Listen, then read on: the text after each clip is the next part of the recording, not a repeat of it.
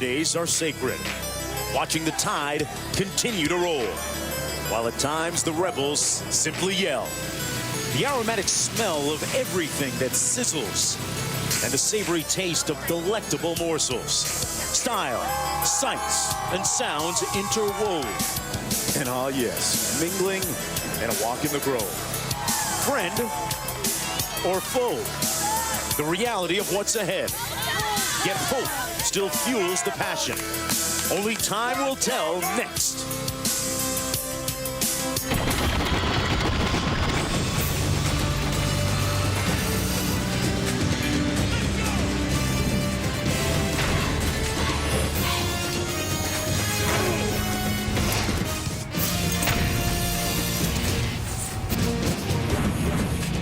From Vaught-Hemingway Stadium in Oxford, Mississippi, welcome everyone to the SEC on ESPN.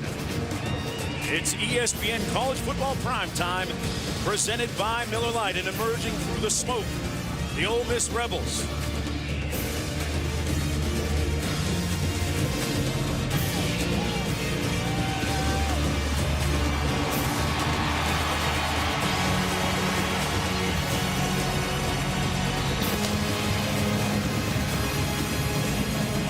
Let's take a look at the projected mock BCS standings. LSU and Oklahoma at 2 and 3 respectively. Alabama holding down the #1 spot. Remember, these are projected, brought to you by Discover Car.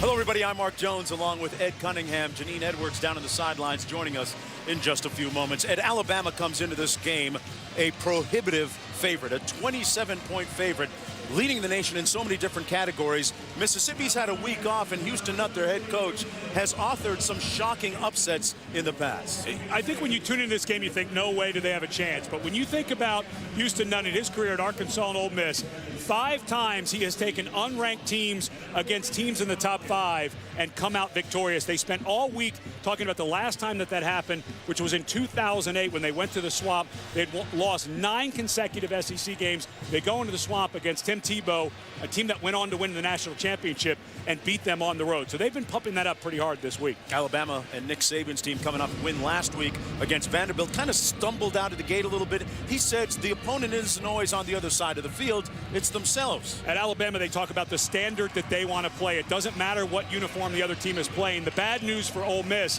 is because of that stumble last week, all of the players around the program were talking about how difficult a week of practice it was. I'm not so sure that we're going to see Alabama come out a little slow tonight against Ole Miss.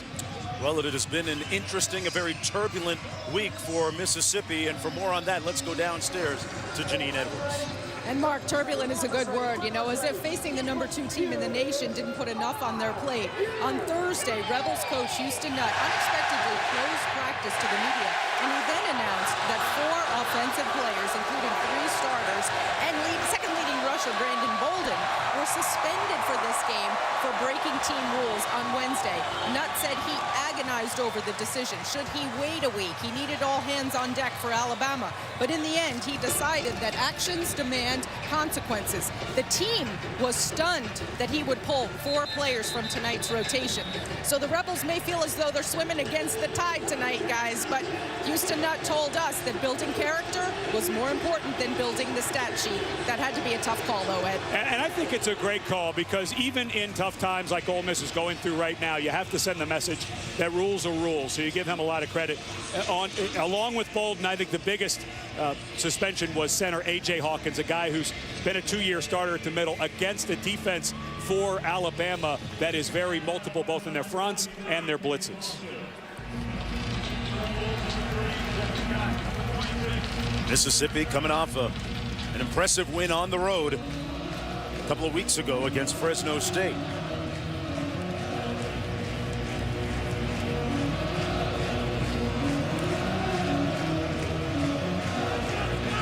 Rebels will receive the kick.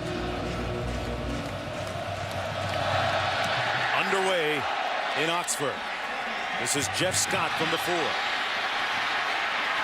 Scott, one of their home run hitters, out over the 25 to the 27-yard line, and that is where the 5'11 junior From Scuba, Mississippi, Randall Mackey will make his first SEC start. Young man who was scheduled to start the beginning of the season, but broke curfew, was suspended against BYU. They actually demoted him down to the scout team. He was #1 through spring, through the summer. But they were happy they were able to get him a start on the road at Fresno State. They got a win that they needed. They get a week off. But let's see what Kirby Smart, the defensive coordinator for Alabama, may have cooked up for this young man. Mackey was 8 of 18 in his game a couple of weeks ago. Look over the middle, complete. That's Smelly, the tight end, out over the 35 to the 36. A nice gain of about 8 on first down. As we take a look at our impact players, brought to you by Chick-fil-A. Perhaps the fastest player in the field. He'll go both ways. Nicholas Brassel, a young man that they're going to try to get over the top. And then Evan Swindle is the center who has to come in. Started last year against Alabama, so not totally new, but he's going to be trying to block Josh Chapman, who just happens to be the strongest player on Alabama's team. Pretty tough duty for Swindle.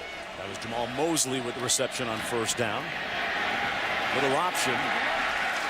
And Mackey keeps it to pick up the first down. A 3-yard gain on the play as we take a look at the rest of the Mississippi offense. Jeff Scott, the home run hitter. Greer, the fullback. Jamez Logan, a guy that's going to have a good game today. And the guys up front with a huge task. And Bradley Saul is a guy who has potentially NFL aspirations. He's a very good left tackle, but this is a group that struggled against Vanderbilt and early in the season, but they have been playing better of late. Pass downfield, wide open. And out of bounds, first and goal from the 3. It's Brassel.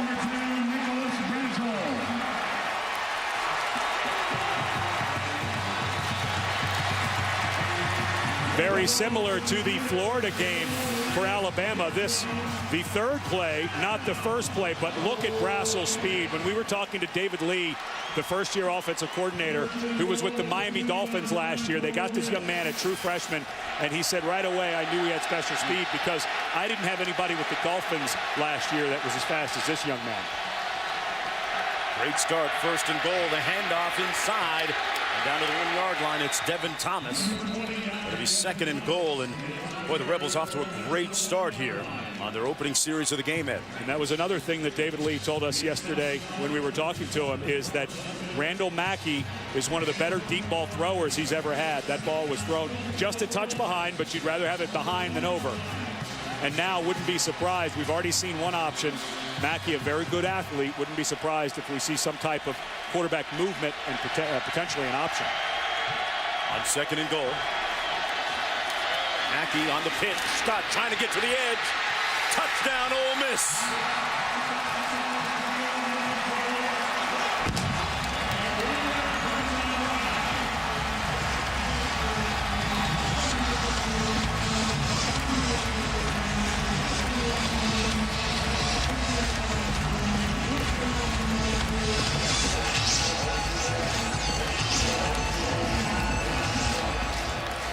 How quickly pessimism can change even to just a little bit optimism. In just a few short plays, Ole Miss with a 7-0 lead.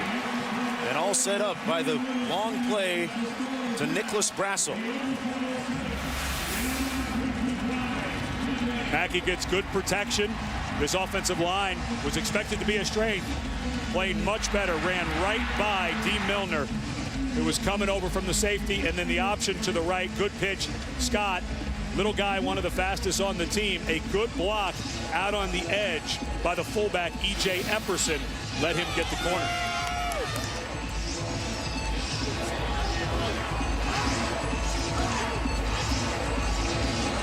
And when you talk about what's going on between the ears of those Ole Miss players right now, how much does it do for their confidence to get out board in their first series like that? It's huge. They had a very physical week of practice.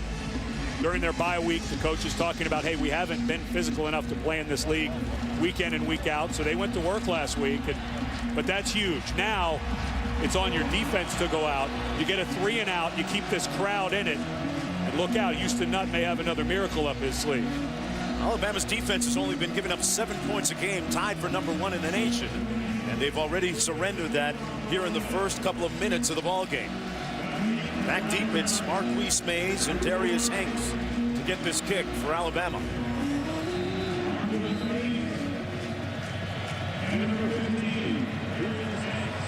All week long, Houston Nutt, the head coach for the Rebels, has been reminding his team of the 08 miracle down in the swamp.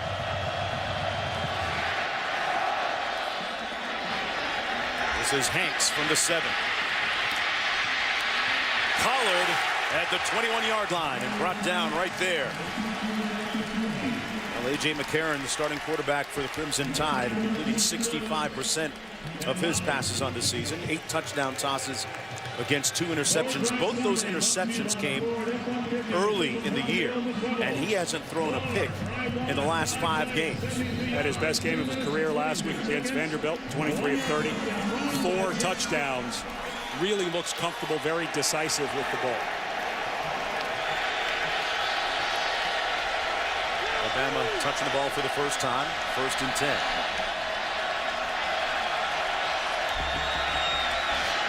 Hands it off to Trent Richardson, the Heisman hopeful, out over the 25 to the 26 as we take a look at our impact players. Brought to you by Chick-fil-A.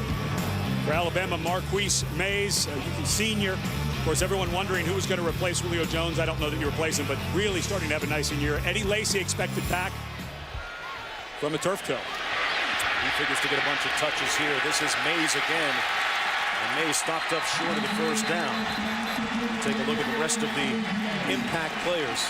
And then for Ole Miss, defensively, impact player Mike Mary, one of the top tacklers in the SEC. He's been battling a very painful foot injury. Doesn't practice much during the week, walks around in a boot, but he's really done a nice job with little practice and been kind of a guy that they've needed defensively here for Ole Miss. 3rd and 2.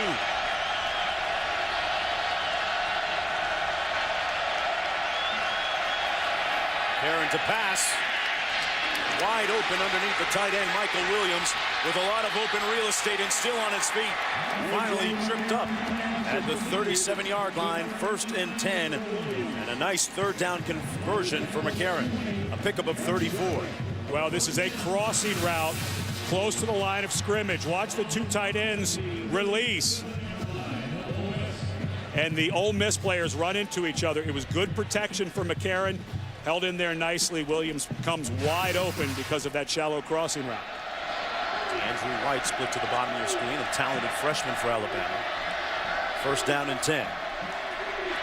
Quick slant complete to Hanks. And Hanks with his 2nd touch of the game.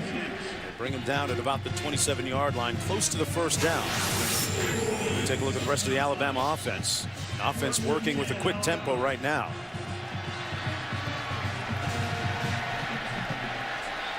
A lot of NFL-type talent on that side of the ball as well. 1st down and 10.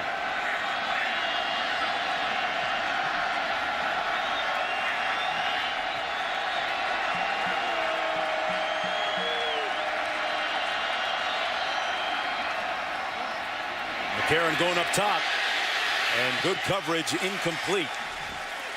Pass intended for Brandon Gibson. As we take a look at the Ole Miss defense. Dorsey, one of the leaders up front out of Baltimore, Maryland. Plays with a real high motor. And Grant getting the start. Guys in the secondary going to be tested early and often here.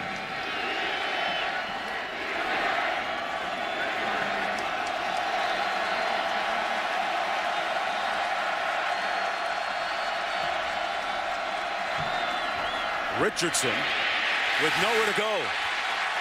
It's going to be 3rd and about 11 to go for Alabama. Wayne Dorsey leading the charge that time for Ole Miss. Dorsey, you mentioned he's out of Maryland, went to junior college down here in Mississippi. Was not quite ready for the physical rigors of playing in the SEC last year and dedicated himself in the weight room. The coach has said he's been playing much better and unfortunately had probably his best game against Vanderbilt in a losing effort, so not many people knew about it. Alabama on the fringes of field goal range. McCarron back to pass. Underneath, complete. And the freshman with a nice catch and a first down conversion, DeAndrew White, who had 2 touchdown catches last week. Eddie picks up 15. And White, another shallow crossing route called by Jim McElwain. He did it on the last third down. This time uses White, but White, a young man who's been electric last year on scout team through spring. Got a little bit wide-eyed earlier in the year, but last week against Vanderbilt kind of felt like his breaking out party. 8th play of the drive coming up.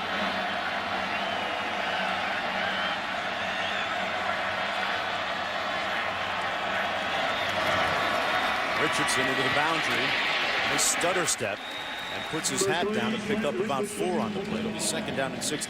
Richardson coming into this game today with 5 consecutive 100-yard-plus rushing games. He had 107 last week in that win against Vanderbilt. If he gets his 6th today, he will tie Sean Alexander for the most consecutive 100-yard games in school history. And watching this guy on film, he is awfully impressive. He runs with as wide a base when he gets near the line of scrimmage as anyone I've ever seen. Gives him power and good lateral movement.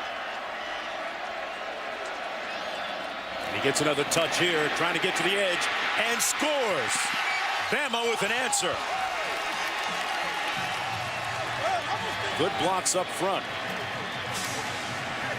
And Alabama looking to seize the momentum back. On the 12th rushing touchdown of the season for Trent Richardson, the 26th of his career. Nice job by Chris Underwood, the tight end, working with Barrett Jones on that side. They sealed the edge. Kind of easy for Richardson when you get those type of blocks.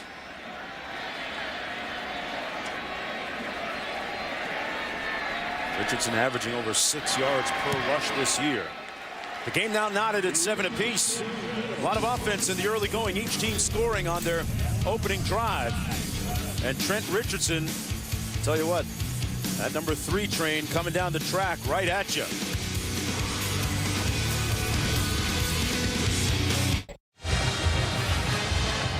Alabama with a 9-play, 79-yard drive capped by that Trent Richardson touchdown. His 12th of the season, and as we continue Dr. Pepper's road to the championships. Ho-hum. Just another long drive. You know, they were down 7-0 at the top of the game here. That was the largest margin that they've trailed by all year. They're down by 7 again earlier against Florida. And to me, this is why, and we still have a long way to go in this game, this is why Alabama, in my opinion, is the best team in the country. I think offensively, they're much better than even I expected. I think a lot of people expected coming in. We knew Trent Richardson was going to be good. We knew their offensive line was going to be productive. But I think now you're starting to see they maybe have a quarterback in McCarron, and they're starting to develop a bunch of different guys. We're going to see Brad Smelly, the tight end, get involved, I'm sure. But they are awfully balanced offensively, more than anybody expected, I think. There's Jeff Scott on the kickoff return. Scott finding a little bit of an alley out to the 28-yard line. We check in for the first time today with Wendy back in the studio. What's up, Wendy? Mark, thank you very much. What's up? It's a Taco Bell studio update. Texas hoping to bounce back after a loss to the Sooners, but this makes it tough. An undefeated Oklahoma State team, Jeremy Smith, 74 yards right on into the end zone, and it's 38-24 Cowboys at the end of the third quarter. Mark? All right, and we're at Vaught Hemingway Stadium, tied at 7. Randall Mackey in at quarterback for Ole Miss. A 59-yard pass to Brassel to set up the scoring drive earlier. Play fake on 1st and 10, going up top again. A lot of contact and no flag on the play. Yeah, Kirkpatrick back defending against Brassel. It almost looked like he had both hands on him when the ball was in the air. Live, that looked like it was pass interference. Let's take a look. Left arm bar. Yeah, that's pass interference. He leaned into him. He pushed against him. That's got to be a call for Ole Miss. I like the aggressiveness right now of David Lee, the offensive coordinator. He's got a quarterback who throws a nice deep ball, misses a call there, but they shouldn't take that. They shouldn't pull that out of the playbook. It seems to be working. Hand it off to Jeff Scott, who's going to lose a yard or two. Third down and about 12 coming up as we take a look at the #1 scoring defense in the nation, Alabama. Giving up just 7 points per game. By the way, they are #1 as well in rush defense and #1 in 3 and outs as well. And this secondary has been the biggest growth from last year's team. They were replacing 3 starters last season. Their communication is so much better through this year. Nate Edwards telling us during the last break that the offensive line coach warning them that this is where the nuances of that Alabama defense come in. Start giving them different looks. 3rd and 13. Mackey on the move. Finds a man, but it's dropped. Incomplete. That time Brassel couldn't hang on, and he would have had himself a first down. And Brassel, a young man whose future is likely at cornerback, does not have great hands. He's got good hands, but not great. He had a drop against BYU late in the game that may have won that game. And that time, a wonderful job by Mackey buying some time and found Brassel open for the first down, just wasn't able to hang on to a decent throw. That was Alabama's 42nd 3 and out, which is tops in the nation. Tyler Campbell punting from his own 12-yard line.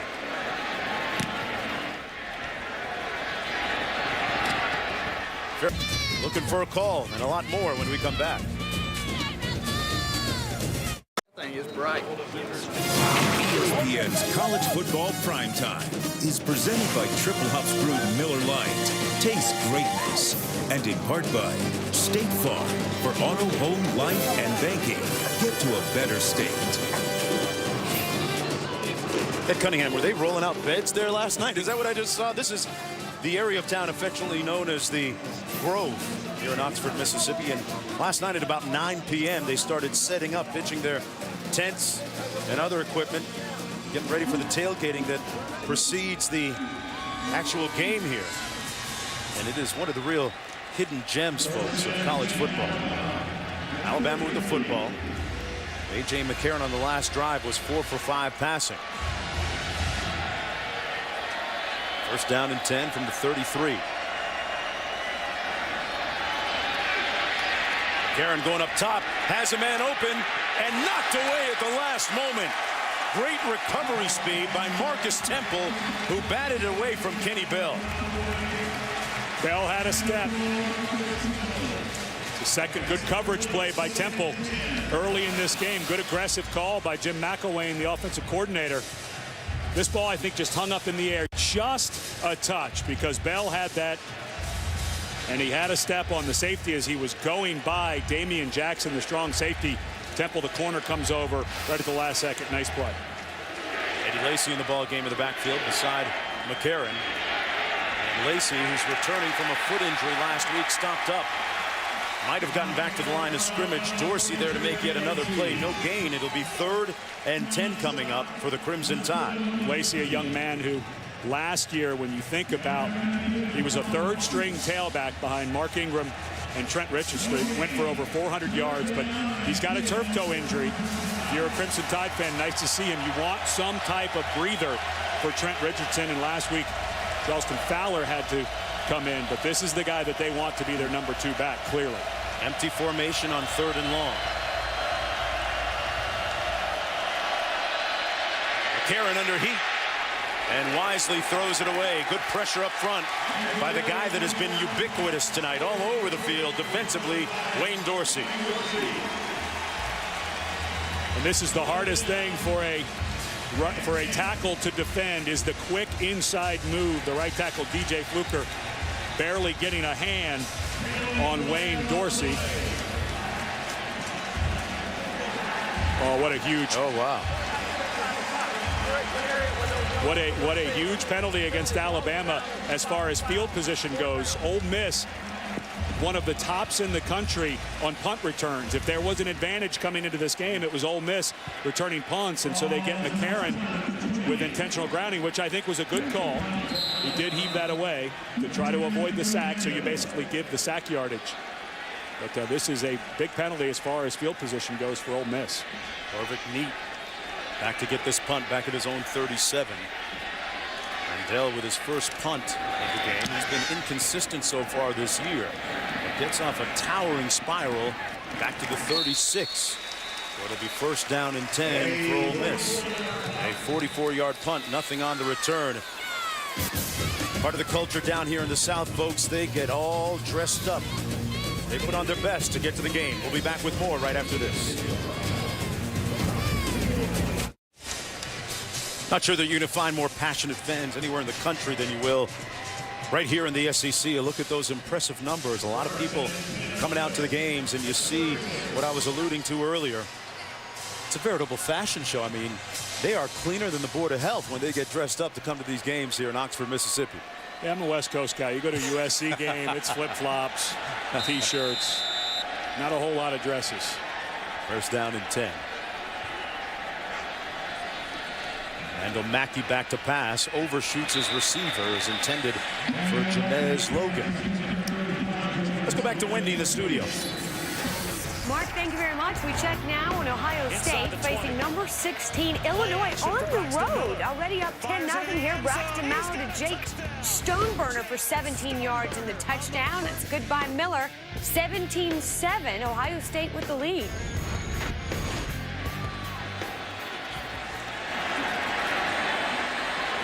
All right, Wendy back here, second down and 10 for Randall Mackey. Draw going nowhere. Enrique Davis stopped up. And that's going to be a loss of a couple on the play. It'll be third down and about 13 to go. Here at Vaught Hemingway Stadium, the 59th edition of Ole Miss in Alabama. And Ole Miss looking to break an 8-game SEC losing streak. They've lost 7 in a row against the Crimson Tide. Trent Richardson looking for his 6th consecutive game of going over 100 yards rushing. Keeping his name amongst the top guys in the Heisman race. Mackey underneath. You know what? Alabama has guys that can run too. You saw a display of it right there. Mark Barron, who had some big hits last week against Vandy, makes the stop on Melvin Harris, and it's fourth down. They'll have to punt. And Barron, a two-time first-team All-SEC guy. We were speaking to him this week, and he said last year when they had some breakdowns in the secondary, a lot of it was just communication. They had 3 new starters. He felt like he had to be kind of telling everyone what to do, and he said now it's more confirmation than alignment changes that I have to be doing. He's been able to focus more on just his job. Tyler Campbell punting in from his own 16-yard line. Mays at his own 24. There's that rugby-style rollout kick down to the 25, and good coverage on it. Mays with a nice hand walk. Eluded a couple attackers and makes it out to the 36-yard line. Well, folks, join host Reese Davis and analyst Kirk Herbstreit and Craig James for BCS Countdown Sunday night as they unveil the first BCS polls and analyze who are the contenders and the pretenders. BCS Countdown presented by Discover on ESPN Sunday 8:15 Eastern, continuing on the U at 9 Eastern. What do you think about the BCS? How does it shake down 1, 2, and 3? How do you see it? Well, it's Alabama, LSU, Oklahoma at this point, but it'll be, you know, we saw the mock before where Alabama's up there, LSU and Oklahoma. But for me, it's just about getting your vocal cords ready for the argument because there's so much more ball to be played. Of course, that first Saturday in November is the big game between Alabama and LSU. Alabama not caught looking ahead apparently yet. Richardson staying on his feet, and Ed, there's some of that balance that you talked about. That wide base finally brought down after a gain of about 10. Reminds me a lot of Emmitt Smith in the way Emmitt Smith used to run. I was in the NFL in the early 90s when he was running all over the place, including against the Arizona Cardinals, which was my team. But if you watch his feet when he gets in the middle, you know, a lot of guys, they're slashers where their feet are kind of next to each other looking for speed, but he just has the ability to keep his feet wide. He can cut. He's got great power, and he's really patient, waiting for the people to go by as his offensive line walks. Karen on the quick slant, complete. That's Darius Hanks with another first down, working against Marcus Temple. A 12-yard game between Hanks, Mays, and White. They're going to have to pick up that slack with Julio Jones playing on Sundays now. And now, unfortunately for Ole Miss, you saw Marcus Temple, who's already made a couple of plays, coming off with what looked like a right leg injury. And you can't lose one of these guys. Mays and also Hank starting to really find some areas that McCarron can find them. Let's see if they go with the new guy who came in. Pass complete at the 37. A big day in the SEC. Wendy Nix, what's up with LSU Tennessee? Well, it certainly is, Mark. In fact, a rare SEC matchup. We don't see it all that often. LSU at Tennessee, the #1 team in the land. Here's Jordan Jefferson rushing 3 yards out. Extra point is good, and the Tigers lead Tennessee 31-7. All right, back here, 2nd and 7.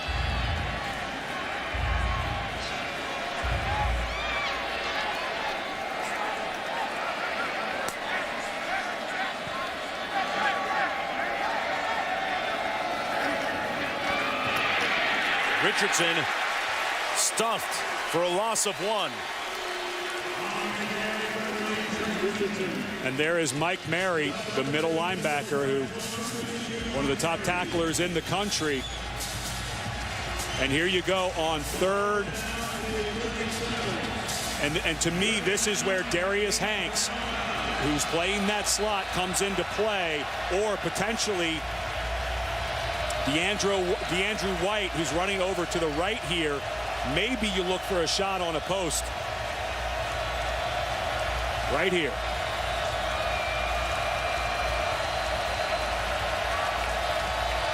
Third and 8.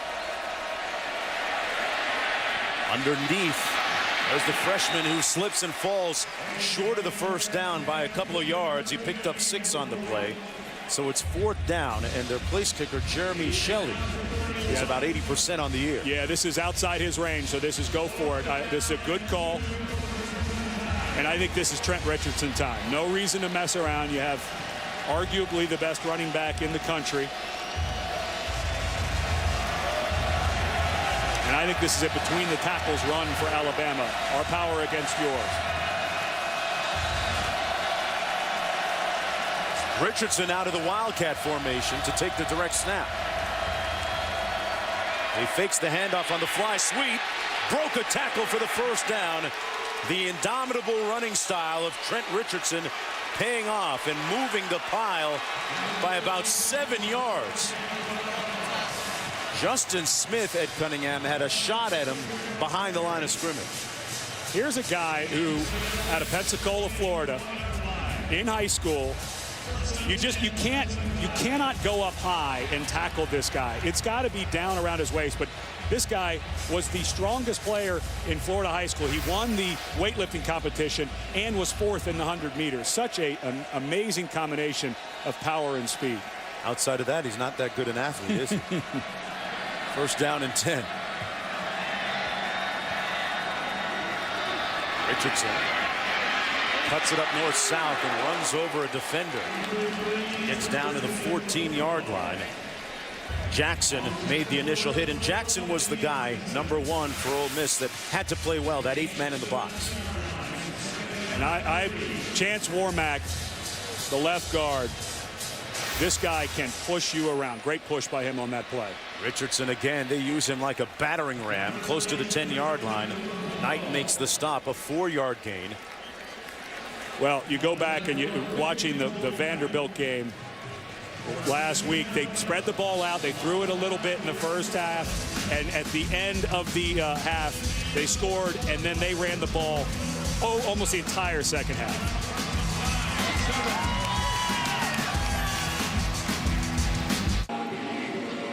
Part of being a great player is doing the arduous, laborious work in the weight room. That is Trent Richardson, the starting tailback for Alabama.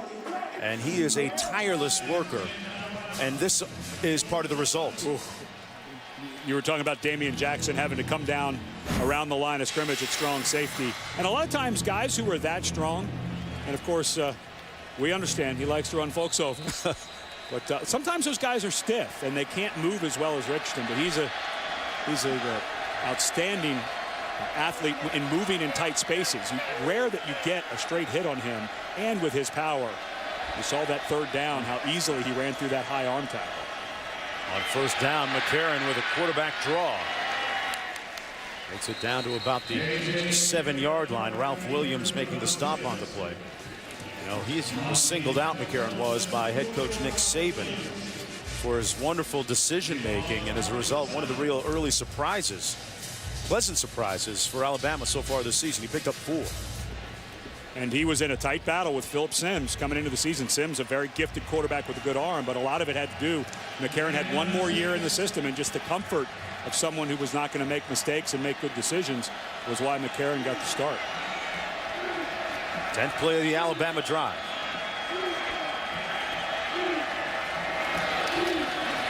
Richardson between the tackles and waltzes into the end zone untouched. Touchdown, Alabama.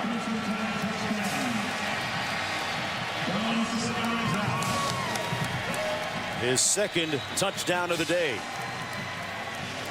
And he pushes that total up to 53 for the afternoon. That was blocked so well. Chance Warmack, the left guard who pulled, was stopped and almost looking for who should I block, and then he just decided to go up to the safety. Very impressive, methodical scoring drive by Alabama. Leads by 7. And you love that line up front, huh? The line up front is played very well, but watch how balanced Richardson is as he goes through the line of scrimmage. That wide base, at any moment he can make that cut off the block into the end zone. Too easy.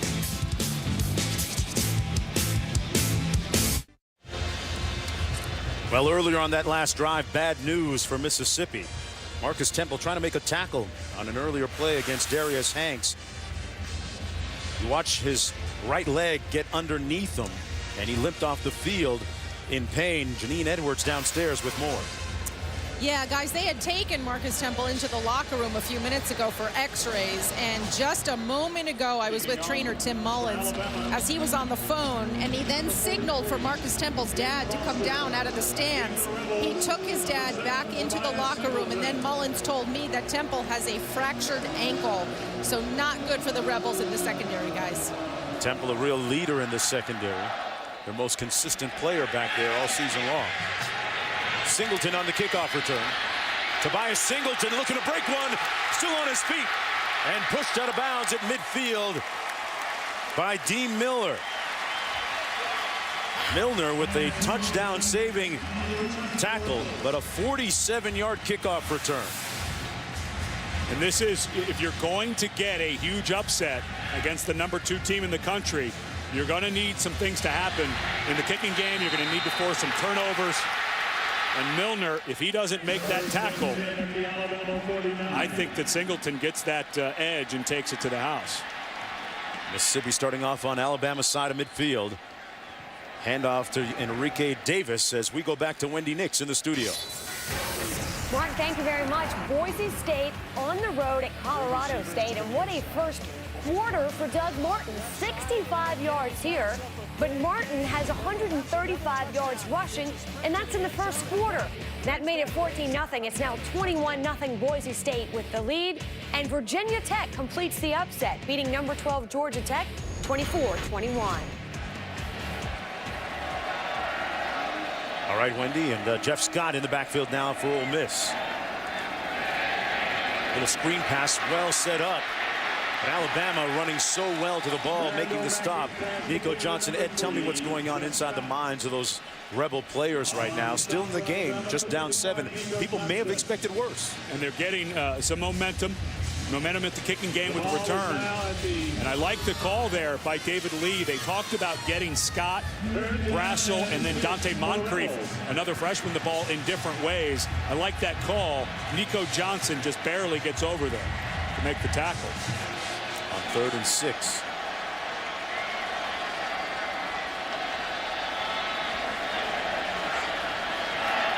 Mackey under a little bit of heat.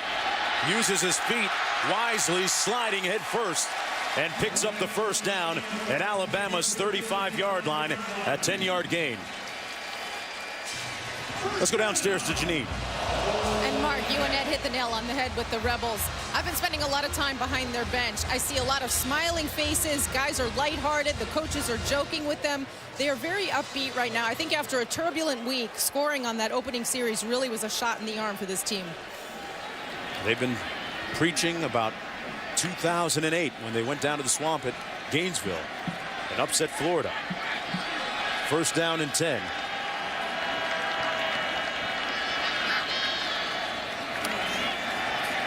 Mackey off the play fake. Incomplete at the 2-yard line.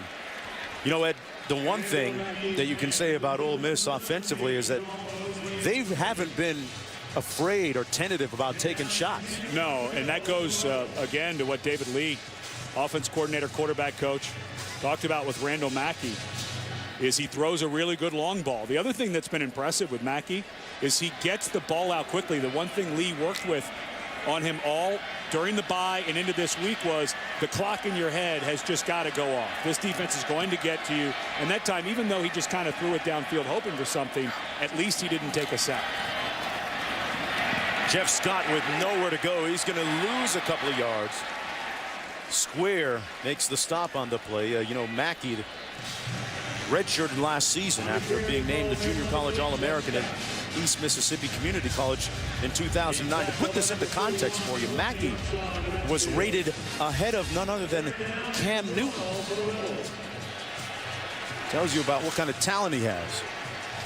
And he's a young man that's overcome a lot. Had some communication issues with his speech and has worked diligently and tirelessly to overcome it.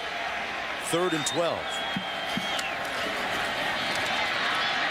Given time, contact downfield, no flag, incomplete.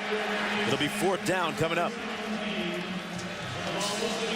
And you could see the frustration on Mackey's face. You were talking about the communication issues. He suffers from a speech impediment. They worked very hard. He was having a hard time calling plays in the huddle.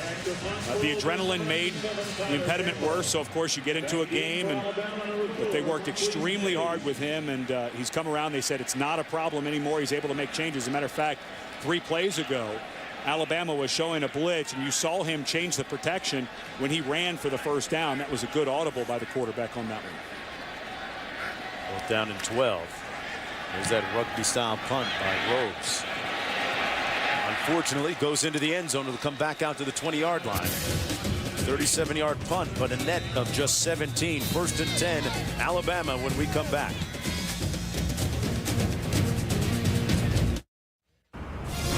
ESPN's College Football Primetime. Brought to you by the award-winning 2012 Fiat 500. Learn more at fiatusa.com. And Courtyard, it's a new stay. Look at the sign, the speed limit. Thinking maybe it's a little bit odd. Well, here in Oxford, the Mannings are so beloved that Archie Manning's number 18 is the official, that's right, the official speed limit on the university campus. Well, they were going to change it to Eli's number, but that was 10 miles an hour and everybody was late to class. Strictly enforced, I might add. 1st down and 10. That's Mays picking up about 7, and someone who's always in the fast lane, Wendy Nix, back in the studio. Mark, I'm afraid that's all too true. Reminder of game going on over on ESPN or ABC, depending on where you are. Oklahoma State and Texas. The Longhorns were threatening but fumbled the ball and now have under 2 minutes to play. They trail Oklahoma State. The score in this game, 38-26. So Longhorns looking at taking one on the chin in consecutive weeks. It's the 2 Oklahoma schools. 2nd down and 3 coming up for Alabama.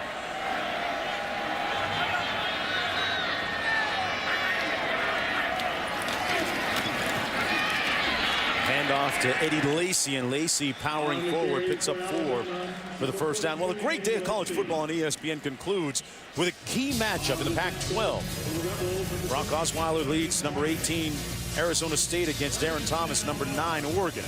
College football primetime presented by Hampton Hotels on ESPN and ESPN3 tonight at 10:15 Eastern Time. Also streaming live on WatchESPN.com and the Watch ESPN app, which I have on my iPad. Ed. And Michael James, questionable with that elbow injury. I'm not sure it's going to matter. Arizona State, good defensively, a lot of turnovers, but remember all the guys they've had hurt. Starting linebacker, all Pac-10 cornerback out. Not sure they're going to be able to slow him down too much. Can't slow down Eddie Lacy. That nice spin move, well executed, makes it out to the 46-yard line. And Alabama really starting to roll. You know, we were talking about A.J. McCarron and, you know, something about an indelible moment early in his football career at Alabama. I think back to Nick Saban planting that right hand on his backside after he made a bad decision last year. Got a lot of attention. A 15-yard gain. First-year starter, learned under Greg McElroy. Now playing on Sundays. Pass complete into Mississippi territory at the 49. That's Michael Williams with his second catch of the game. And you can just see McCarron getting more and more and more comfortable. Of course, Jim McElwain, the offensive coordinator, is also the quarterback's coach. Hired back in 2008. And if you look at this offense, every single year under Jim McElwain, who doesn't get the credit he probably deserves because they do play conservative here at Alabama, but offensively, statistically, every year he's been here, they've gotten better and better. And you see their quarterbacks just start to have a mastery of what they want. That ball got out in a hurry. Good read, good throw.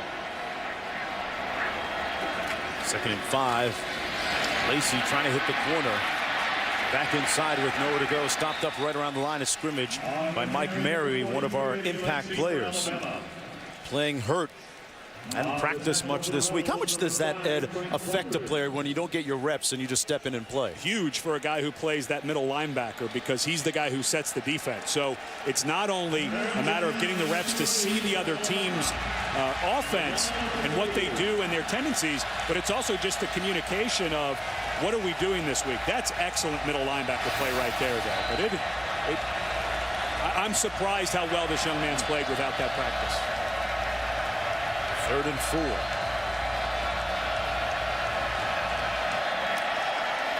Karen gets rid of it quickly. Enough for the first down to Smelly at the 43-yard line. A 6-yard gain on the play.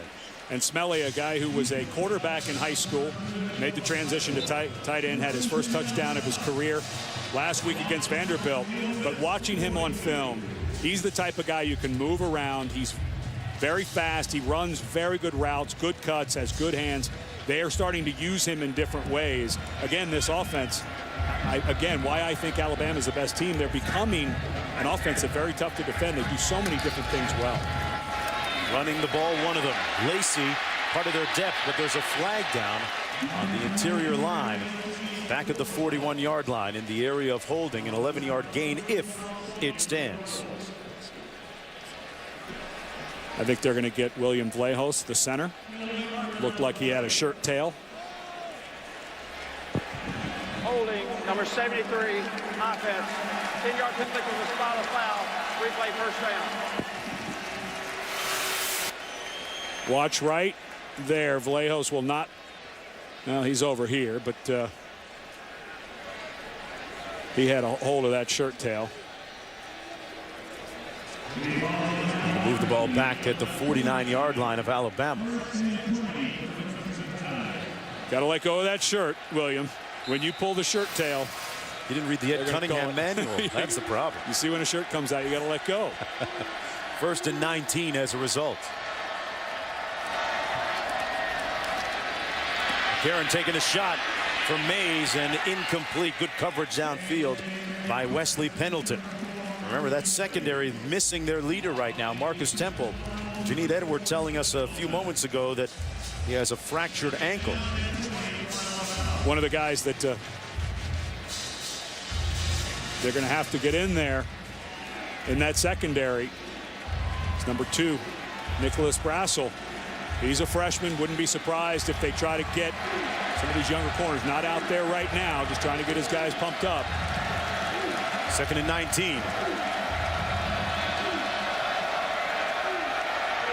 Little receiver screen to Hanks. Upended at the 47-yard line. Good coverage and complete tackling by Sindarius Bryant. One of the smallest players on the field. A great story, too. Yeah, true freshman. They call him Bird because he flies around everywhere. And we were talking to Tyrone Nix, the defensive coordinator. He said, I've got to keep this young man on the field as much as I can. He's just a baller. True freshman out of Orlando, Florida. Nix telling us they have to create takeaways. And try and slow down that running game. 3rd and 14.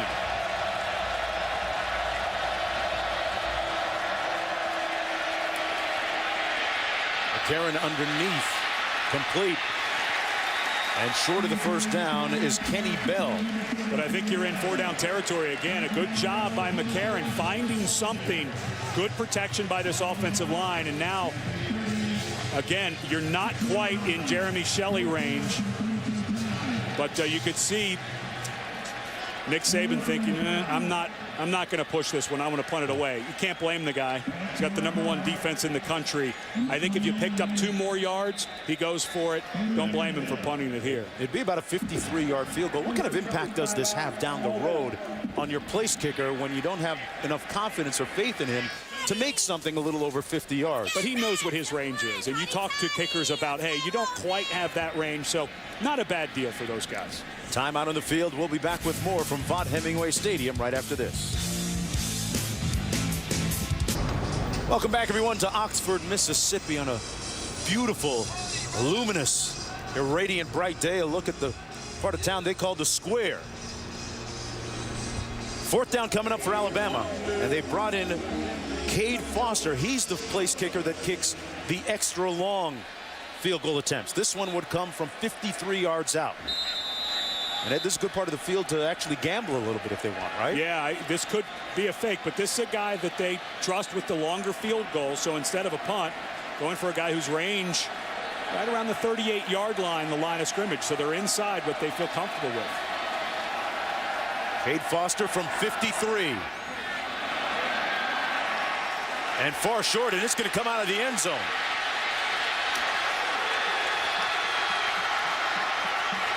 A nice return out to the 33. And unfortunately for Cade Foster, as he went down to cover, he knew it was short, and he got blown up on a clean block by Ole Miss. But fortunately, he knew he had kicked it short, and watch this hit right there on a big block by number 98, Uriah Grant. Welcome back, everyone. Well, that's what everybody's playing for, the Coach's Trophy, presented by Dr. Pepper. Of course, Alabama taking on Mississippi here. Alabama figuring prominently right now in amongst the top teams in the country. A chance to take that worthy piece of crystal home. That crystal's been hanging around this part of the country for a long time. They shined it up for today. Maybe I should say dusted it. 1st down and 10, Ole Miss from the 34. Mackey incomplete, intended for Jeff Scott, who picked it up, and they're going to say it's an incomplete pass. Well, we talked about the quarterbacking situation. Mackey is the 3rd starting quarterback. His backup, should the case call for it today, is Zach Stout, the West Virginia transfer. He played in just 2 games with the Mountaineers, and NCAA ruling him eligible immediately because of a family hardship. There he is right there on the sidelines.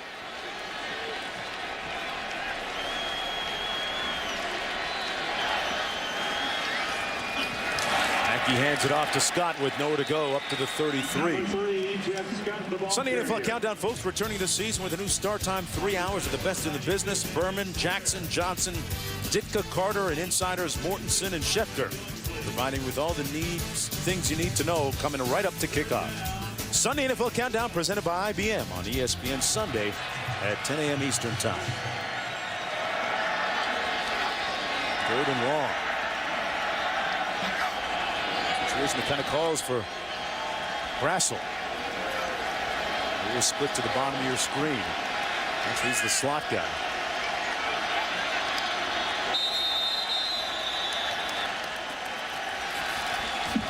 And Ole Miss calls a timeout. There was confusion with all the movement up front for Alabama, and Houston Nutt deciding to bring it to the sideline. Rebels hanging in, though, with 4:55 to go in the first half.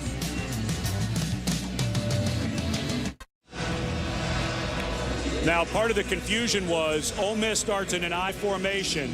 They look over, and they're going to get a call from the sideline. Now, watch the defensive line as they go to split backs and a shotgun formation. Now, Alabama looks over to the sideline to get a change of their defense because of the change of formation. And I think Ole Miss maybe outsmarted themselves a little bit. And they were not ready to. And now they come out in the same formation that they had switched to. Probably the same call. 3rd and 11. Pressure off the corner, backside pressure, and it's picked off at the 39-yard line. Lester still on his feet and picking up a couple of blockers too. Still on his feet, but there's a flag down. Lester all the way down to the 4-yard line for Alabama. There's a flag thrown all the way back to the 32 on the game's first turnover. And Alabama's 8th interception of the season. Well, one of the things in talking to David Lee, the offensive coordinator. After the interception, illegal block in the back, number 92, defense. 10-yard penalty from the spot of the foul, first down. But the one thing that David Lee was saying that they've worked on with Mackey, he throws a very accurate deep ball, but it's those intermediate throws that get away from him. And this ball floats on him as he's looking downfield. For number 85, Jamez Logan. And that's kind of a look. Don't take it away. You say it's easy or whatever, but that's playing the coverage it's called. Lester was a safety behind the ball, and that's what they're there for. They're there to be the stopgap, but also if the ball's overthrown to make the play. Good job of keeping his balance as well during that return. Unfortunately, they bring it back to the 41-yard line. Alabama defense leading the nation in scoring defense and rush defense and 3 and outs. Richardson in the backfield on 1st and 10. 4.5 minutes to go in the first half. A game that is a lot closer than most thought it would be, even at this point.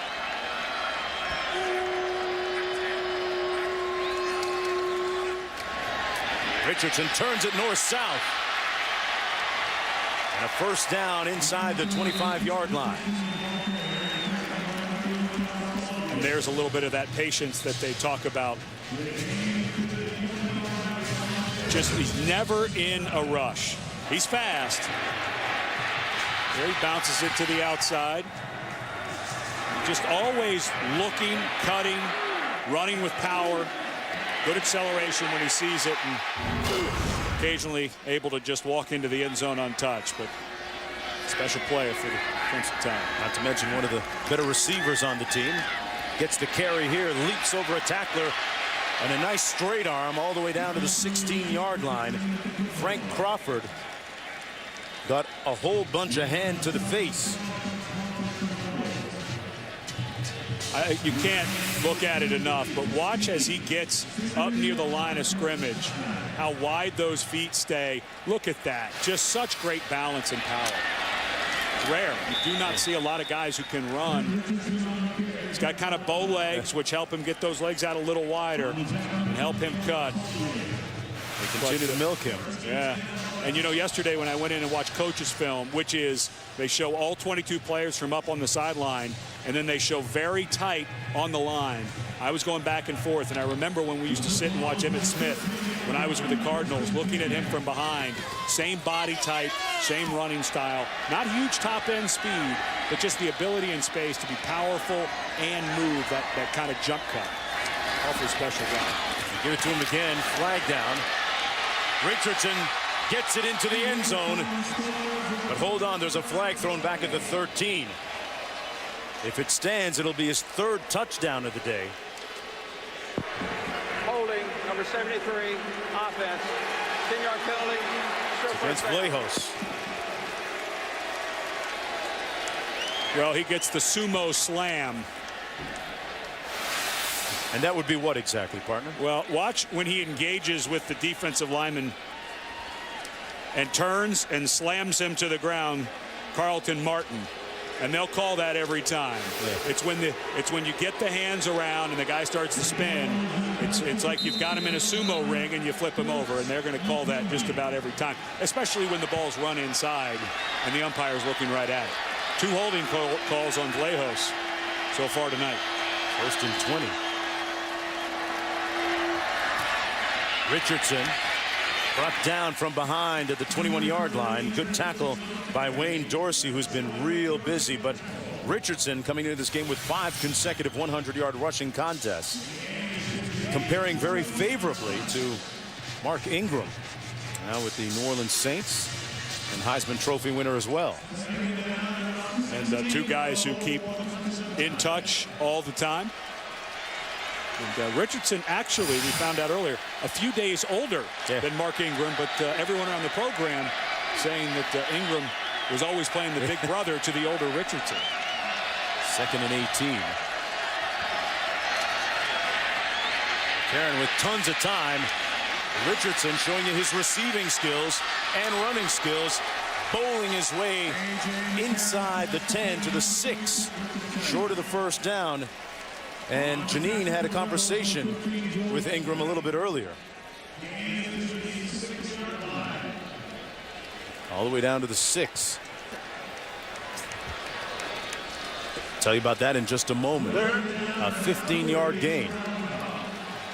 3rd and 3. To me, this is still Richardson time. Wouldn't be surprised with him split off to the quarterback's right with a delayed draw potentially here. Mays in motion to the top of your screen. McCarron throws it out of bounds through the back of the end zone, and a little bit of a win then for Mississippi, right? Yes, to get a field goal out of that drive is huge for Mississippi. The holding call against Vlahos somewhat costly as well. And the last drive, there was the holding call that hurt them as well against Vlahos that stopped that drive. So 2 drives in a row from a team that isn't very penalized. Not surprising that Nick Saban has a team that doesn't have many penalties, but 2 drives in a row harmed by that. This is Jeremy Shelley from about 24 yards out. And Shelley knocks it through. A big part of that scoring drive set up by Trent Richardson, who spoke with Mark Ingram, and Janine is going to tell us about that. What kind of relationship is that? You know what, guys? It's super close. I mean, they speak all the time, and Ingram told me yesterday he has really enjoyed watching Richardson's development this season. He said just every little thing. His blitz protection is better. He's pressing the holes. He's making the correct reads. He said he'll make you miss or run right through you, which is what we're seeing tonight. And he said he's just simply a game changer from anywhere on the field. And he said he's really become a student of the game. And because Ingram and Richardson speak on the phone every week, I'd like to think that Ingram probably has a little bit of a role in that. Yeah, great stuff, Janine. There's a lot of closeness and bonding, and this is a real galvanized team. You know, you can think back to the NFL draft recently when Julio Jones, a star wide receiver, All-American for Alabama, was part of the NFL draft, drafted number 6 overall. Mark Ingram, who we were just talking about, was picked number 28 in that same draft. Now, think about this. Julio Jones waited 22 spots in the green room for his buddy to walk out with him. That means a lot. And your big moment. Yeah, and most guys who get drafted in the top 10, as soon as that's over, they're out on the town in Manhattan celebrating with family and friends. But an awfully classy move by Jones.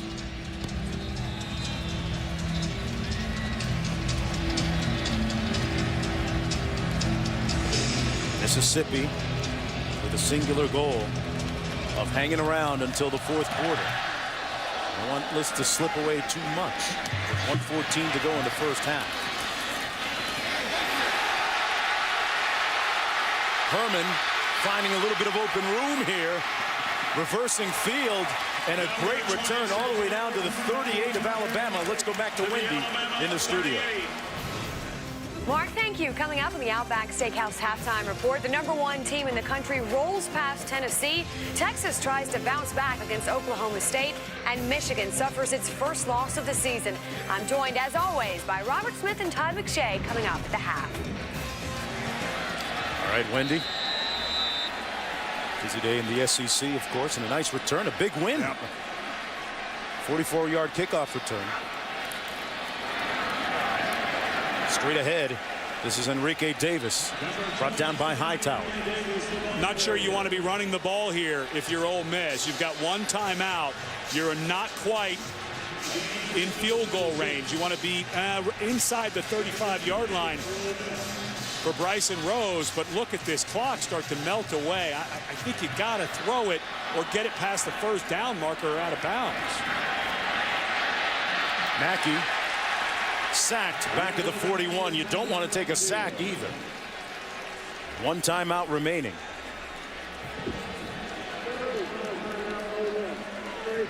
Gentry there to make the stop. And you can now You ran the ball on that, or excuse me, yes, you ran the ball on that first down, and now you had to burn a timeout, which could have been very helpful. How important is a score to Mississippi right here if you're trying to keep this game close and get into the fourth quarter, as Houston Nutt has indicated, and giving yourself a chance here with, you know, just that much time remaining, 31 seconds to go now. It's huge, and that's why I think running the ball on first down and then getting a negative yardage play and having to use the timeout, you were already really close to field goal range. And I know you want to think touchdown, but here you are, 27-point underdog, driving. You get a good kickoff return, and frankly, I thought it was a bad call on first down that now has you in a position where you need to pick up 8 or 9 yards just to get yourself back into field goal position against the best defense in the country. Bryson Rose's longest field goal this year is just 29 yards out. 3rd and 13. Got to get to the 28 for a first down. Mackey dumps it off, incomplete underneath, and that'll pretty much crush any hopes of putting some points on the board before the end of the first half. 4th and 13 for Ole Miss. And they have sent out Bryson Rose, the kicker. His career long is 41 yards. Wow. Ooh, this is a dangerous call. This feels to me like it could get blocked by Alabama and returned, although Alabama's going to play it safe smartly. I just don't think you're going to get points out of it this way. And I like this timeout by Nick Saban. What's he thinking? He's thinking, I want to get a rush on this kick. First of all, you want to talk to everybody about what their responsibilities are in case it's a fake. This is great game management by Nick Saban and his staff. And he's talking to Dante Hightower, one of his leaders on defense. Let's make sure we have them covered. But I think also, I'd be surprised if they come out and play it safe. I think they're going to try to get a rush against a guy whose career long is 41. They tend to drive the ball when it's longer, even though he's kicked 13 consecutive. And I think Nick Saban is making sure that everybody's covered who needs to be covered. But I just don't think Mississippi would try a fake here. This is going to be a kick. And now they're switching and putting out their punt team. This is the right decision. The timeout by Alabama, I think, actually helped Ole Miss make the better decision here. Tyler Campbell, the punter, coming in.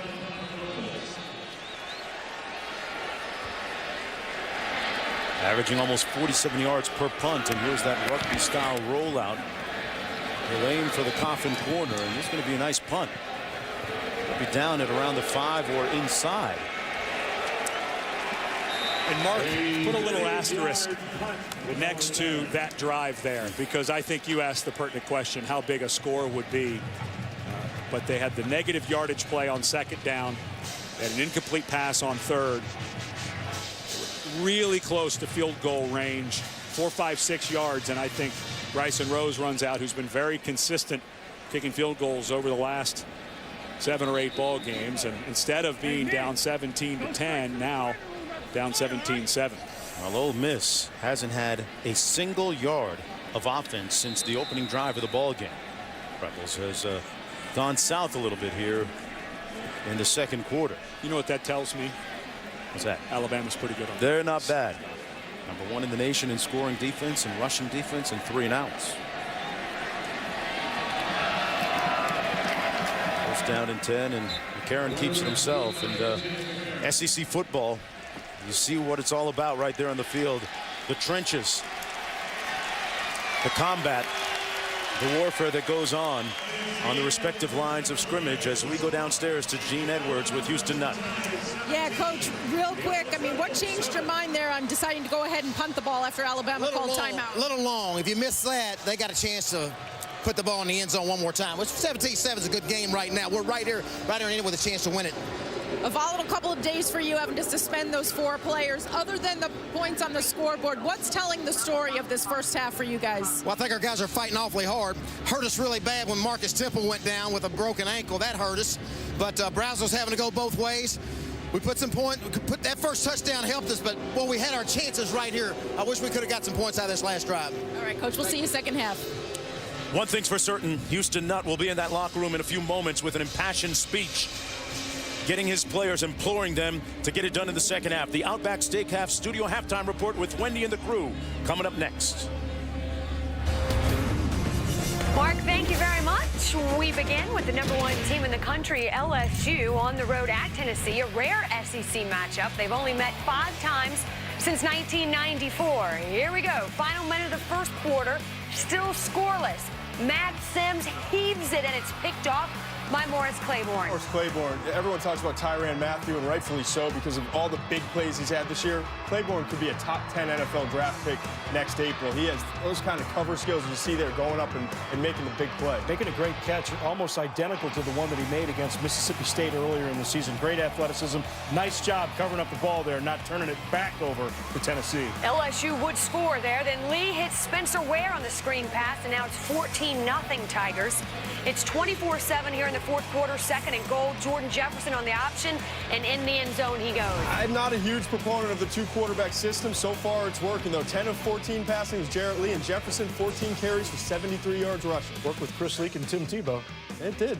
It did, to the tune of a national championship. Auburn and Florida, this game underway over on ESPN. Just about 6.5 minutes to play in the first quarter, and it remains scoreless.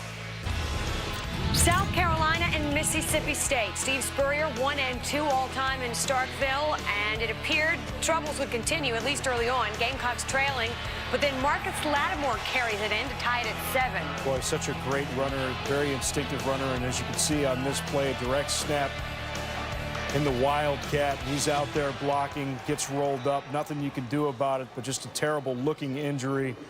And hopefully for South Carolina, he's back this year. It does not look good the way he laid on the ground on the stretcher, family out. They're calling it a left knee sprain until they get more results, but that doesn't look like a sprain, unfortunately. Tumultuous week for the Gamecocks. Their first game since dismissing Steven Garcia. Connor Shaw heaves it up, and Alshon Jeffrey's a big fella. He hauls it in. I don't know. There's a better receiver in the country when the ball's in the air attacking. You talk about coming up big when they needed it. Tyler Russell, the opposite. Wow, picked off here. Looks like Melvin Ingram applying the pressure there. We've seen him score a few touchdowns this year. Gets a lot of pressure on Russell. Forces a short throw, and a great athletic play by the safety. Robert Smith, Todd McShay, Wendy Nix here with you at the half. Let's start with the SEC East because Georgia and South Carolina, despite the Bulldogs' 0-2 start, tied at the top of the SEC East.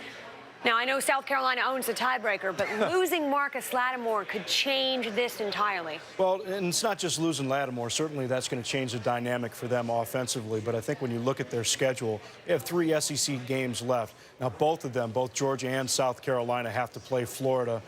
But South Carolina also has to play Arkansas, a powerhouse out of the West. That could be the game changer right there. But certainly this South Carolina offense is going to look a lot different without Mr. Lattimore back there. How about in the West? We're all looking forward to that November 5th date. You've got LSU going to Alabama. And between now and then, obviously Alabama trying to close this one out against Ole Miss. But then you've got Auburn playing LSU next week. You've got Tennessee against Alabama. And the beauty is, the following week, the 29th of October, they both have byes. So an extra week to get healthy, an extra week to game plan and prepare. Les Miles the Hat versus Nick Saban, the great defensive coach and overall game planner. This has a chance to be one of the special games in college football in the last few years during the regular season. It really does, and it almost sets up like a de facto national semifinal. Well, someone said to me yesterday, it's week 7, or as we like to call it, 3 weeks until LSU, Alabama. So well said. Let the hype begin. Texas took a tumble against Oklahoma last week. They hoped to bounce back against Oklahoma State, but it would be a difficult run. We'll check it out after this. This halftime report is presented by Outback Steakhouse. It's always fresh in the Outback.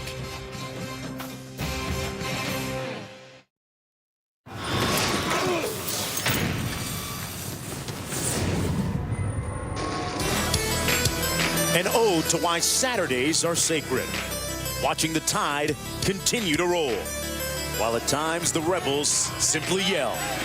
The aromatic smell of everything that sizzles, and the savory taste of delectable morsels. Style, sights, and sounds interwove. And ah yes, mingling and a walk in the grove. Friend or foe, the reality of what's ahead. Yet hope still fuels the passion. Only time will tell next. Under the lights, welcome back everyone to Oxford, Mississippi. You're watching ESPN College Football Primetime presented by Miller Lite. It's the SEC on ESPN. Alabama leading by 10 at the break.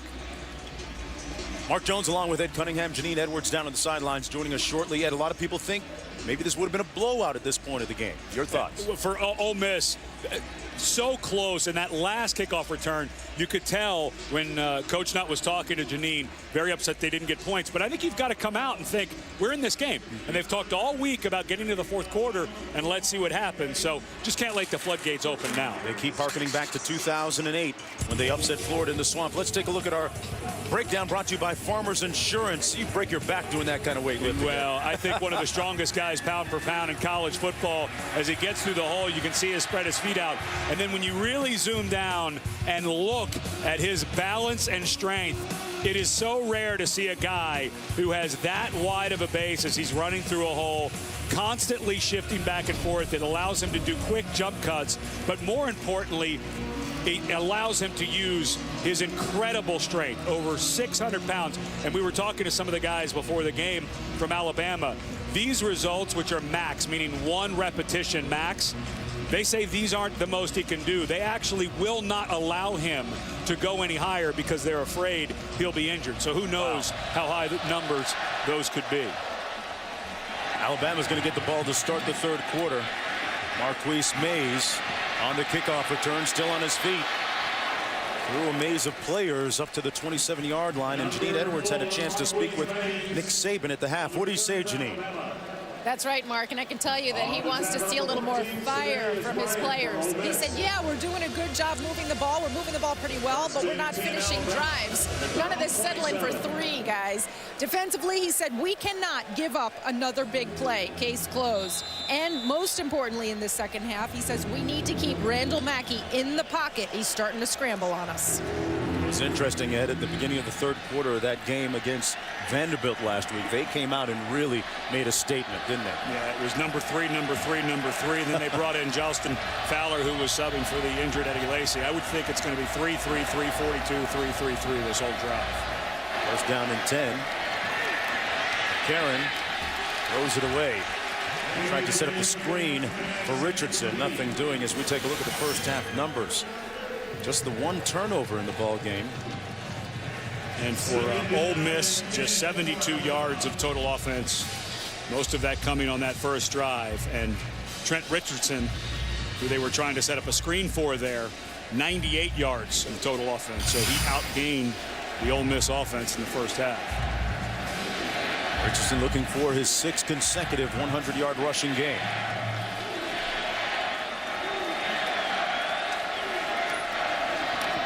McCarron completes it. On the edge, it's number 7, Kenny Bell, who's going to get a few. Picks up about 3 on the play. It'll be third down and 7 to go.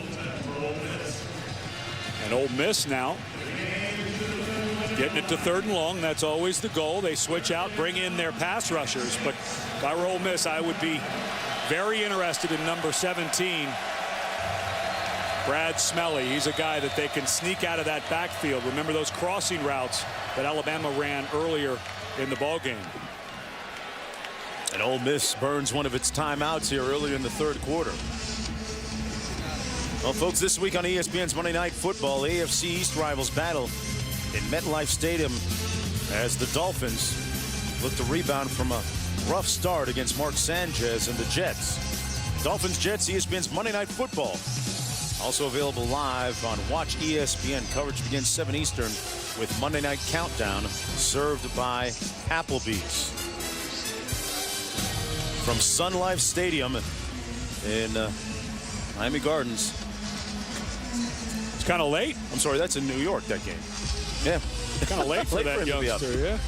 Looks like he's nodding off, maybe.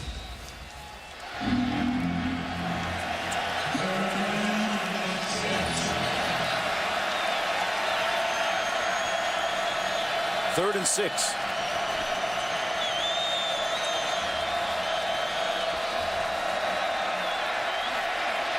McCarron under some heat, and he converts it. Mays slips and falls, but he got a nice spot. He got out over the 38 and picks up the first down with a 10-yard gain. Excellent job by McCarron.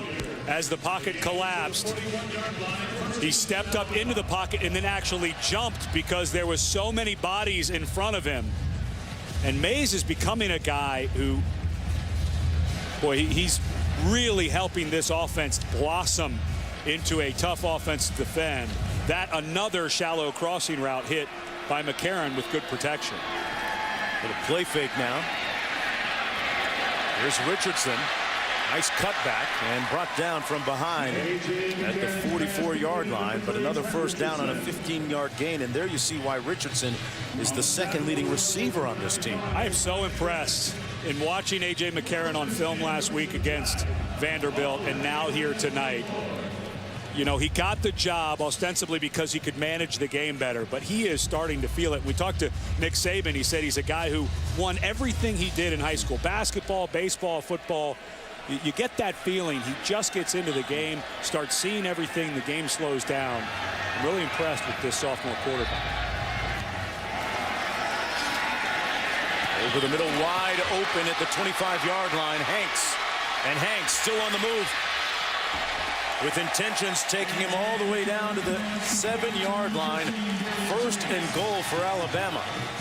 And this was just a blown coverage by Ole Miss. Nothing too fancy. Hanks just runs in the slot, completely uncovered. Once again, good protection by the offensive line. Ball thrown just a touch behind, but you'll take that. Good read. 36-yard gain. A little shocked how much they're throwing it here, coming out here in this second half. Richardson, the lone back.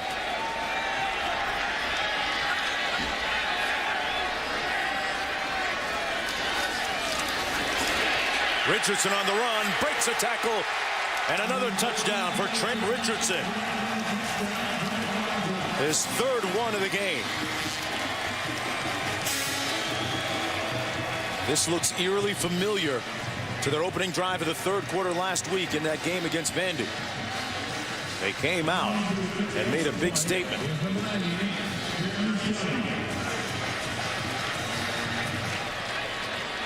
A career-high third touchdown of the game for Richardson. And Alabama with a 24-7 lead.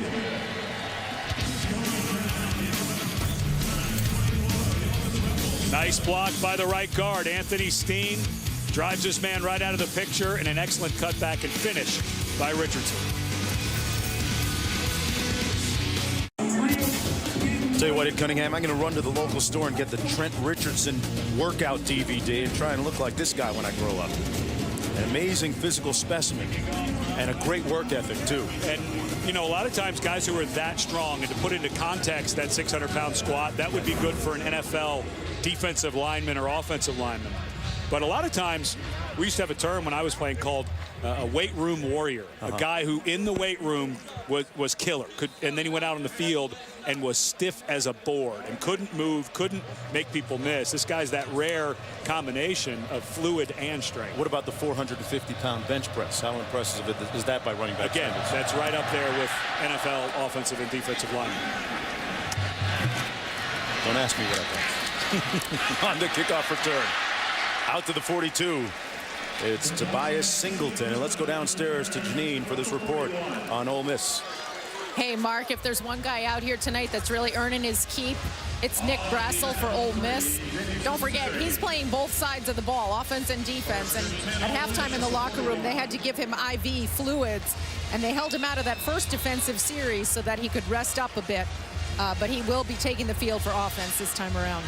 Oh, with 12:23 to go in the third quarter, it's about time that this offense get with the program. They have not produced much since the opening drive of the game, which resulted in a touchdown. On the fly sweep, here he is, Brassel. Got those fluids in him. And our FaceTime profile this week brought to you by Edward Jones. It's Nicholas Brassel. Talked about his versatility offensively and defensively. Ed, ultimately, where do you think he ends up playing? Where's he best used, do you think, on this team? Well, they need him offensively because of the speed, but ultimately I think he's going to be a cornerback. And talking to the coaches, and David Lee, the offensive coordinator, said, unfortunately, he's got next-level skills at cornerback. Not that he can't be a good receiver. We saw he struggles catching the ball cleanly. But eventually, he's going to be an upper-level cornerback in this league. And 2nd and 8. Mackey takes off in a nice run, ends up about 2 yards short of the first down. Picked up 6 or 7 on the play. It'll be 3rd and about 2 to go.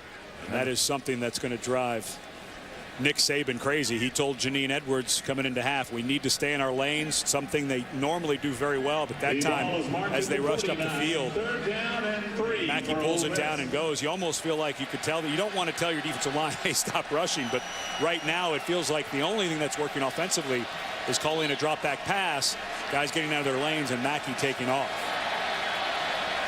3rd and 2.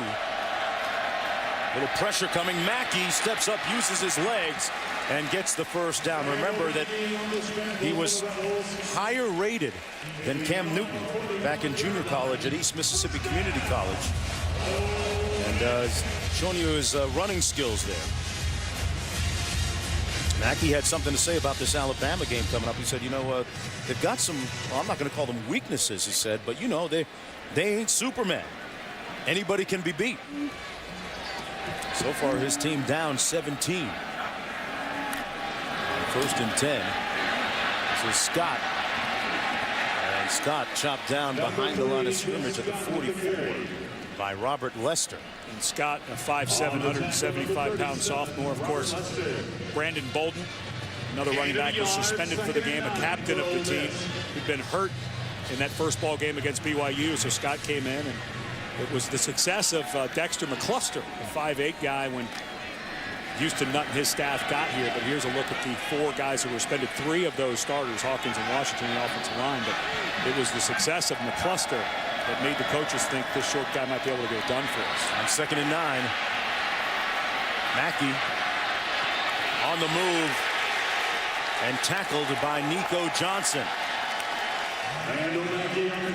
Nico Johnson, a young man who's getting a shot with the injury to C.J. Mosley, who's supposed to be getting better with that elbow injury. But Johnson had interception last week against Vandy, and he's got some nice closing speed. That was a nice job when Mackey went to turn the corner. Johnson was right there with him. Alabama says that sometimes their opponent isn't the team across on the other sidelines, it's themselves. Nick Saban, their head coach, saying that we've got a certain standard that we like to play up to every week. 3rd and 14 for Ole Miss.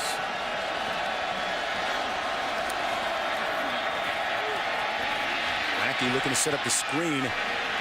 Finds Jeff Scott, and Scott tripped up way short of the first down by Dante Hightower. And it'll be 4th and long coming up for Ole Miss. They'll have to punt. LSU winning earlier today. And Alabama's defense certainly stout. Great matchup coming down the road between those two teams. First fun. Take a look at Dante Hightower sniff out this screen. He doesn't wait for it. He immediately saw it. It was great recognition. Still not quite as fast as he was before his ACL injury back in 2009, but that was just a veteran guy with a great read. The rugby-style punt. Gets a great roll down to the 8-yard line. 92 yards away as Alabama starts 1st and 10 when we come back. And we're going to tell you a little bit about the culture of the area here in Oxford, Mississippi, and a literary guy. ESPN's College Football Primetime. Brought to you by State Farm for auto, home, life, and banking. Get to a better state. And Dr. Pepper. With 23 flavors, Dr. Pepper is always one of a kind. A look at the famous Residence Rowan Oak, the home of William Faulkner, the American writer, Nobel and Pulitzer Prize winning, some great writings. And we had a chance, Ed, to get a tour of his residence yesterday and listen to some fascinating stories. Wright Thompson from ESPN.com and ESPN the magazine hosting a nice little get-together there yesterday. What a great time. And Wright knows how to pick people to put out the spread. That was as good a meal as I've had in a long time. 1st down and 10. Richardson straight ahead. Boy, you can do all the squats you want, Ed, and do all the bench pressing you want at 450 and 600 pounds, whatever. But when you run like that, it really makes sense, doesn't it? Career 3 touchdowns high. tonight. 3 touchdowns. He had 181 yards against Florida, which was a career high in rushing. And I used to have a coach who used to say the most important part of a play is the finish, meaning when it's about to end, what do you do right before it ends? This guy is one of the best finishers of a run that I've seen in a long time in college football. Takes the handoff again. Breaks 3 tackles, gets away. And Trent Richardson picking up a couple blocks. He might take it. Cuts back, stays on his feet. What a move. Shake it, bake it, and he makes it. Touchdown.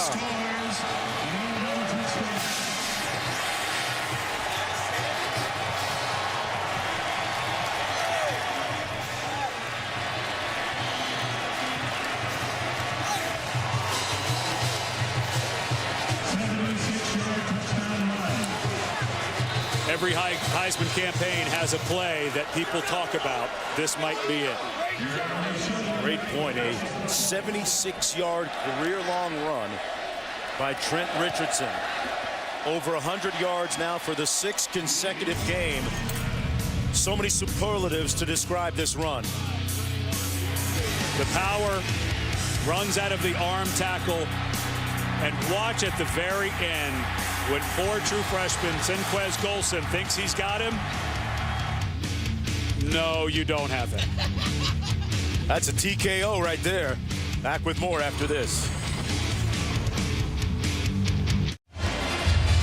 Ed, great blocking by the guys up front, but also downfield from the receivers on this To run. get this type of run, you need some help. And watch number 2, Andrew White, and number 4, Marquise Mays downfield. They're smelly getting a block, but just great hustle by these guys. And when you have a back like Richardson who can make moves like this, whew, you're going to keep fighting downfield. What a wonderful job. Senquez Golden here, number 21. Boy, he didn't know that Richardson had power steering and power brakes. And he slammed on him. Good job by White, a true freshman, getting down there. That'll make the offensive coaches, wide receiver coach Mike Groh, awfully happy. On the 6-yard line, this is Tobias Singleton. And Singleton gets rocked at the 20-yard line. Folks, join host Reese Davis, Kirk Herbstreit, Greg James for BCS Countdown Sunday night as they unveil the first BCS poll and analyze who are contenders versus pretenders. BCS Countdown presented by Discover on ESPN Sunday, 8:15 Eastern, continuing on ESPNU at 9 o'clock Eastern time. Well, that's really going to matter on November 6th after Alabama hosts LSU. Both teams, kind of a little quirk in the schedule, both teams have a bye the week before they play in Tuscaloosa. So they both should come in healthy with a couple of new wrinkles on offense and defense. That's going to be an unbelievable matchup. I'll ask you who you like in a minute. And a sack. And a fumble. And a recovery by Alabama. Courtney Upshaw with the big hit. And Upshaw just goes right by right tackle Bobby Massey.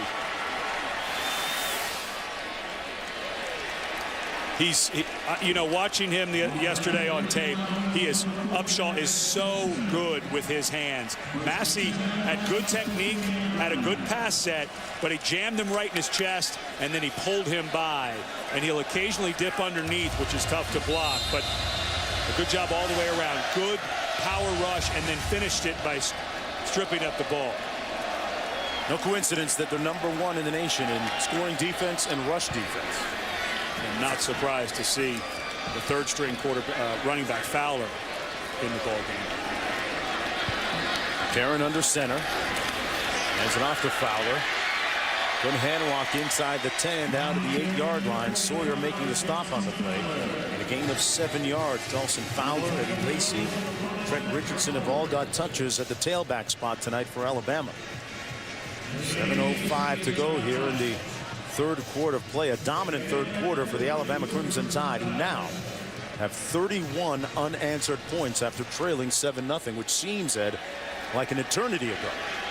2nd and 3.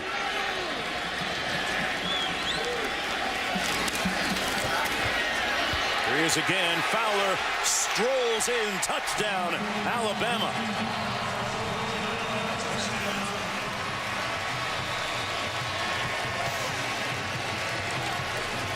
And the rout has begun in earnest. Fowler with his 2nd rushing touchdown of the season and the 3rd of his career. They just keep coming at you in waves, all set up by the big play by that guy right there, number 41, Courtney Upshaw.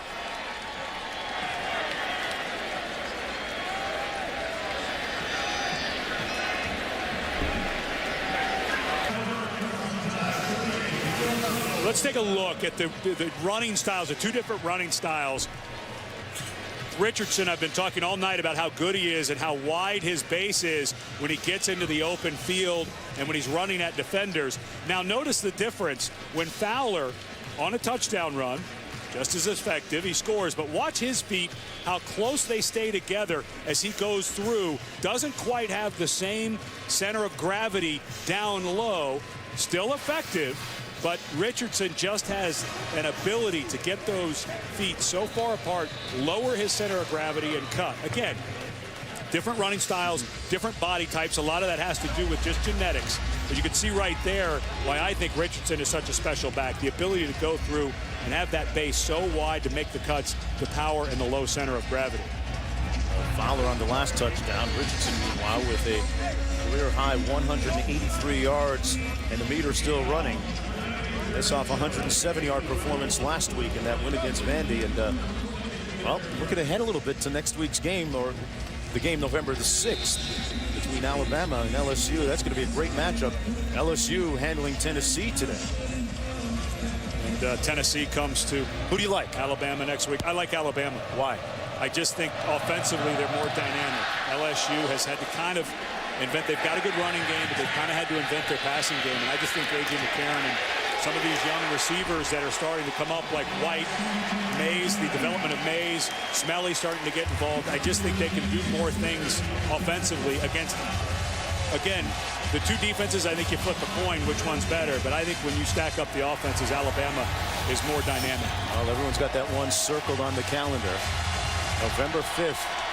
They get LSU at home coming off of a bye week. How does the bye week factor in? You think that's a big deal? I do. But both teams have it. Yeah. So I think it's good for both teams. So I think it ends up being a wash. I think after next week's game, you look at how many injuries there are. And that'll tell you which team's going to get more help from the bye week. Enrique Davis swarmed by a host of Alabama tacklers. This game was 7-0 at one point for Ole Miss, and Alabama storming back with 38 unanswered points.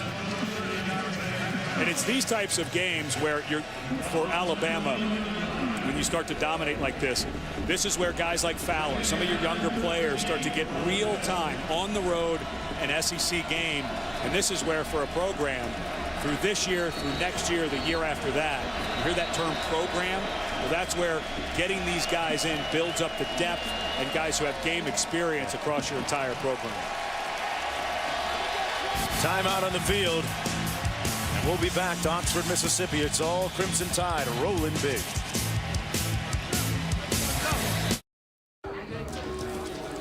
There's a look at Roanoke last night. We had a great time, Ed. We had chicken. They roasted a pig. And if you don't believe me, folks, I tell you, I had a lot of pork on my fork last night. You know what? The catfish BLT sandwich, that was the winner for me. It was a piece of catfish, some nice bacon. And Ed Cunningham, folks, has a revolutionary technique of peeling chicken off of chicken wings. It allows him to eat them quickly and efficiently. Trust us. I can't tell you about it. It's patented. It's my intellectual property. Chickens around the world are running for cover. 2nd and 12, running for cover like quarterback Randall Mackey back at the 1-yard line where he's sacked. Courtney Upshaw again.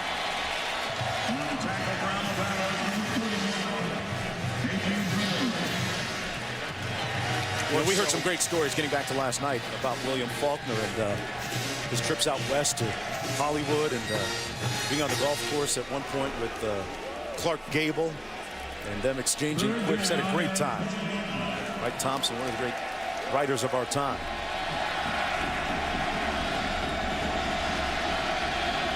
There were ghosts in that house apparently too, huh? Felt a little something when we were walking around. Out to the 4-yard line, it's Devin Thomas. Yeah, Ghost playing Chopin on the piano downstairs. If anyone would have said, boo, I'm running out. Approaching 5 minutes to go, and Ole Miss going to have to punt once again. That's been the familiar refrain since the end of the first period. Alabama's defense giving up just 7 points, which is right on average.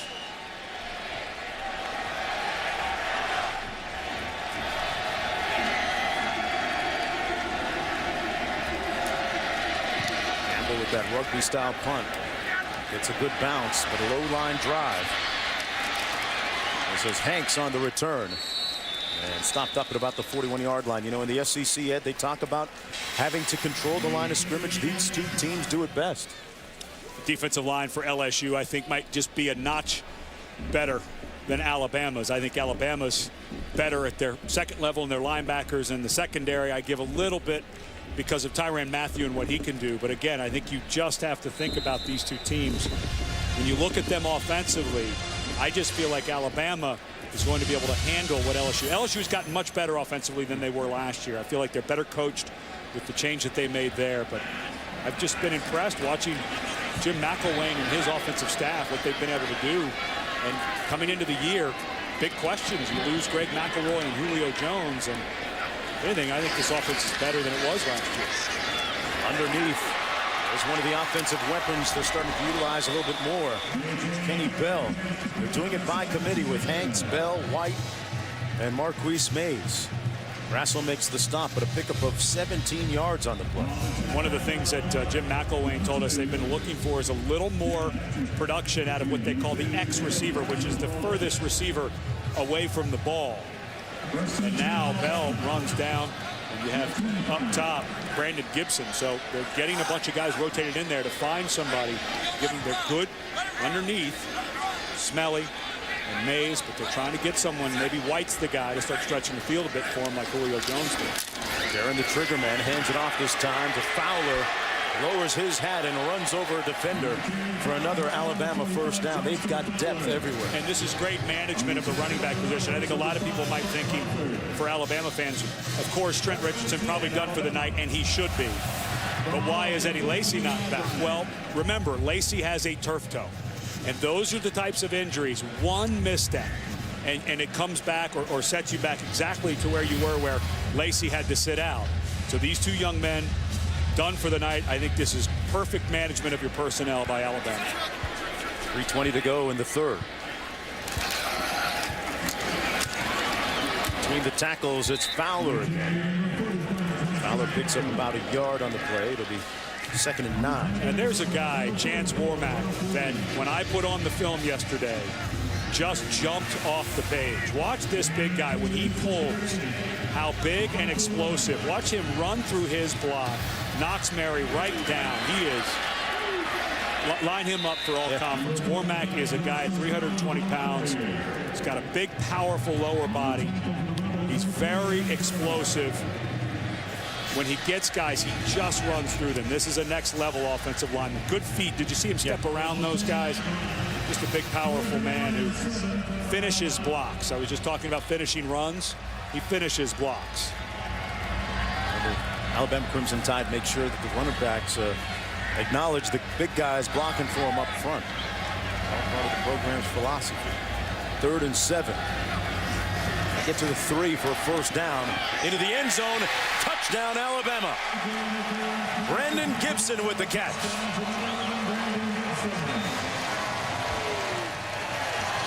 This Alabama offense detonating in the second half so far.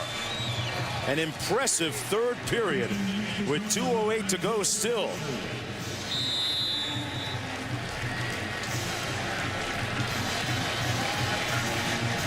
Mississippi had any thoughts of getting into this game as the third quarter began, they're certainly dispirited and disheartened right now.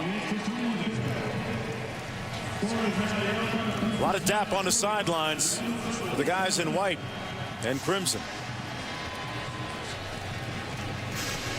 Well, this is when it starts to be fun for the older guys. You've got to figure, get ready for a bunch of very, very clean white jerseys to start coming out on the field. And all the youngsters need to start walking up towards the coaches and elbowing them a little bit. Hey, coach, can I get some run? Oh, sure. Do not be afraid. If you're a young player, do not be afraid to ask one of your coaches if you can go in the ball game. You know, we had a chat with Mark Barron at free safety and talked about why he chose Alabama. It really rings true when you speak to the players en masse. To a man, they all say that we learn things at Alabama that we feel at other schools we probably wouldn't learn because of Nick Saban's background, various schools he's been at, and also in the NFL. And of course, Nick Saban, defensive coordinator under Bill Belichick from 91 to 94 at Cleveland. Went on to be a head coach at Miami, decided to come back to college. Was not surprised by that. You just have more control. You can develop the players more, and that's something that Nick Saban, in his background, playing and coaching for my old coach, Don James at Kent State, he really enjoys the development, not just on the field, but off the field of these young men. You just don't get that experience in the NFL. Nice return up to the 40-yard line by Tobias Singleton. He's had some nice kickoff returns tonight, and you know, the coaching tree of Nick Saban has spawned some pretty successful coaches. It's amazing. You think two guys in his own league were assistant coaches in Dooley and Muschamp. Of course, Jimbo Fisher is offensive coordinator at LSU, and Mark D'Antonio, who coached under him at Michigan State. And this is very similar to Don James, who gave Nick Saban his first job at Kent State. After he graduated, his wife, Nick Saban's wife, was still in school, didn't know what he wanted to do, and he said, Don James saw something in me that I didn't know. I didn't even think I wanted to coach. And he said, hey, if you're going to be around, why don't you be a GA? And he said, I learned so much about running a program and player development both on and off the field. And he still does a lot of the things that he learned at Kent State under Don James. That pass complete to number 28, Corvick Neat. Gain of about 3 on the play. It'll be second down and 7. Saban's team looking prime for another national title run this year. And, of course, playing for Don James at the University of Washington for 5 years, there was never a minute that wasn't planned. There was never anything. You never had a question what you should be doing, be it in the classroom, on the field, during a road trip. You always knew exactly what was going on. And the whole theory is leave nothing to chance. And that's still what Nick Saban and his staff lives by. Mackey. Mackey's going to run out of bounds. The former junior college quarterback, you know, Nick Saban, a master motivator too. He knows what buttons to press. Last year, after they lost that crushing game against Auburn, the comeback by the Tigers to defeat Alabama, he had laminated cards made up and gave them out to each of his players. Now, the picture on that laminated card was a picture of Cam Newton and Nick Fairley of Auburn celebrating in the midst of Alabama players. And the credo is never again. They want to remember that and not ever let it happen again. Jeff Scott with a nice run. As we approach a minute to go, a 14-yard game. And now for Ole Miss, they'll likely be sitting at 2-4, and unfortunately doesn't get much easier for them going through the SEC. It's just been a tough couple of years for Houston Nutt and his staff. They just haven't been able to get the quarterback position right. Of course, last year they pick up Jeremiah Masoli, who was kicked off the team at Oregon, brought here, and the quarterback in the system. All junior college, and you mentioned earlier Barry Brunetti, who transferred from West Virginia, and Zach Stout, who's a junior college transfer. They just haven't had any luck bringing in a quarterback, the most important position in the game, obviously, been able to develop a guy in their system. You can say this for head coach Houston Nutt of Ole Miss. A lot of people play lip service to character, but he followed through with it in suspending one of his best players, Brandon Bolden, one of 4 players suspended for violation of team rules. There's Mackey with the throw. Little trickery, incomplete. Jamez Logan, the intended receiver. With 3 seconds to go in the third quarter. It took a lot for those 4 players, especially Brandon Bolden and the offensive lineman we referred to earlier. In this, maybe the most important defining game, Ed, of the season for Ole Miss. And when we talked to Houston Nutt, it pained him. He said he lost some sleep, wasn't quite sure what he wanted to do, but at the end of his decision process, he said it wouldn't have been right to let those young men play. Of course, they wouldn't share with us what happened. It was a unspecified breaking of a team rule. But you're right. You have to commend a guy who's on the hot seat. Let's make no bones about that, for his job here at Ole Miss to make a decision against an opponent.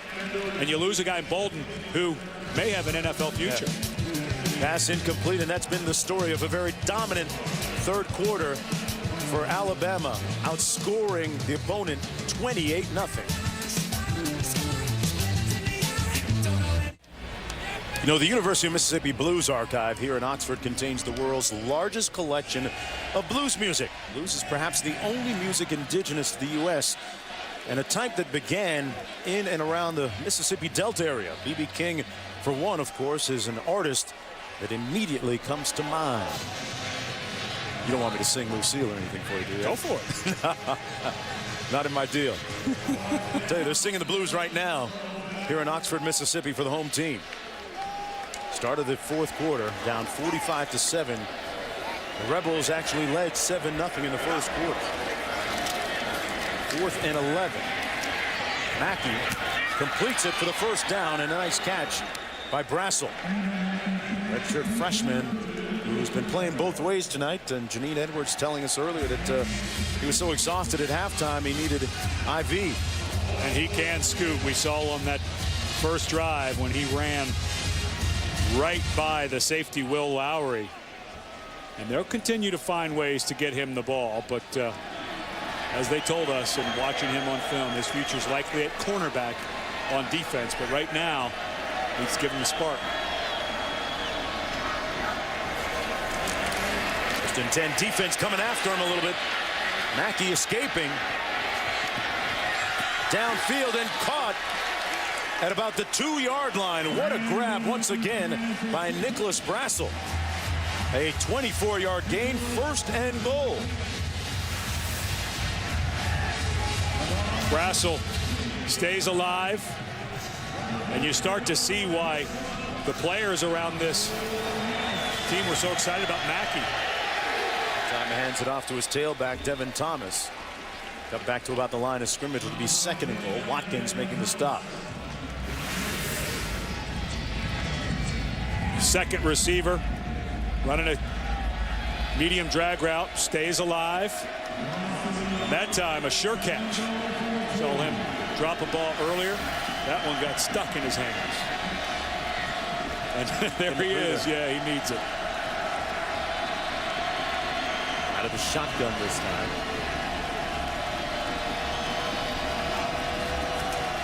Mackey into the end zone on the fade. Jump ball incomplete. Broken up nicely by Daquan Menzie. Let me ask you this. Alabama's defense averaging only 7 points against per game. Is this something that as a player you're conscious of? You're trying to stop them here? Huge. Absolutely huge. And I think that's why you still see the first, what a nice leap. Wow. By Menzie. Just timed it perfectly. But I think that's why you still see some of the first teamers in there. It absolutely matters to Alabama not to let Ole Miss score here. 3rd and goal. He hands it off. Scott can't get there. Stopped up short of the end zone. 4th down and goal coming up.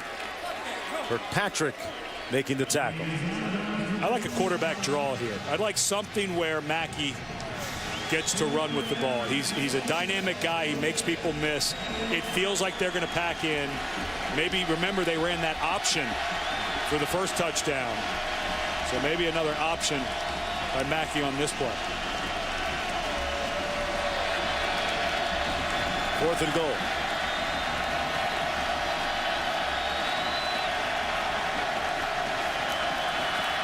They hand it off, and the defense intransigent, holding, stoning Mississippi.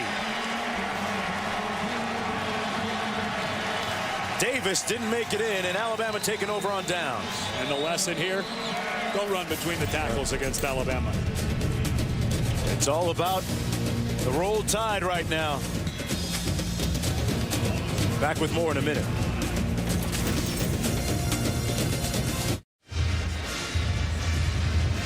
Welcome back, everyone, under the lights. It's college football prime time.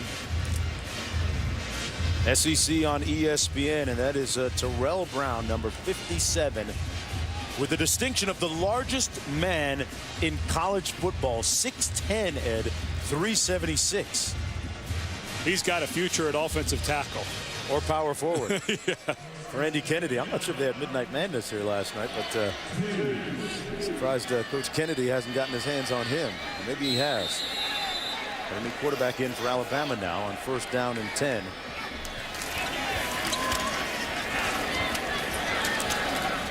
That's Phillip Sims. Yep. 14, the quarterback, 6'2", 217-pound freshman from Chesapeake, Virginia.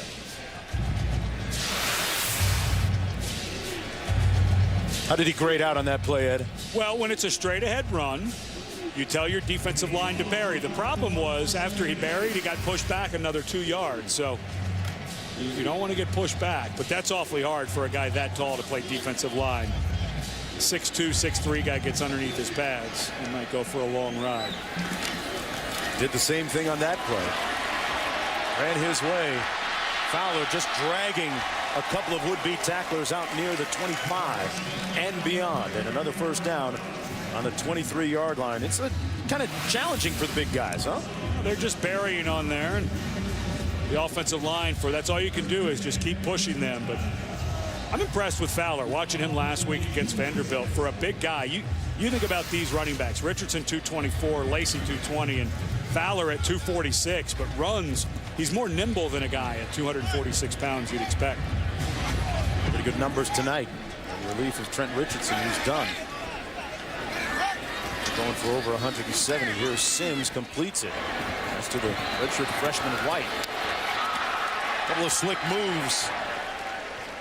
Out by the 28-yard line. And you know what? When you look at Brown and Fowler, Richardson, it really underscores the quality of athletes that they attract in the SEC.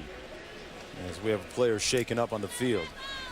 From top to bottom, I'm not sure that you're going to find a conference that can amass this type of personnel physically anywhere in the country. If you missed Trent Richardson's little workout video we showed you earlier, you'll understand what I mean. Back with more right after this.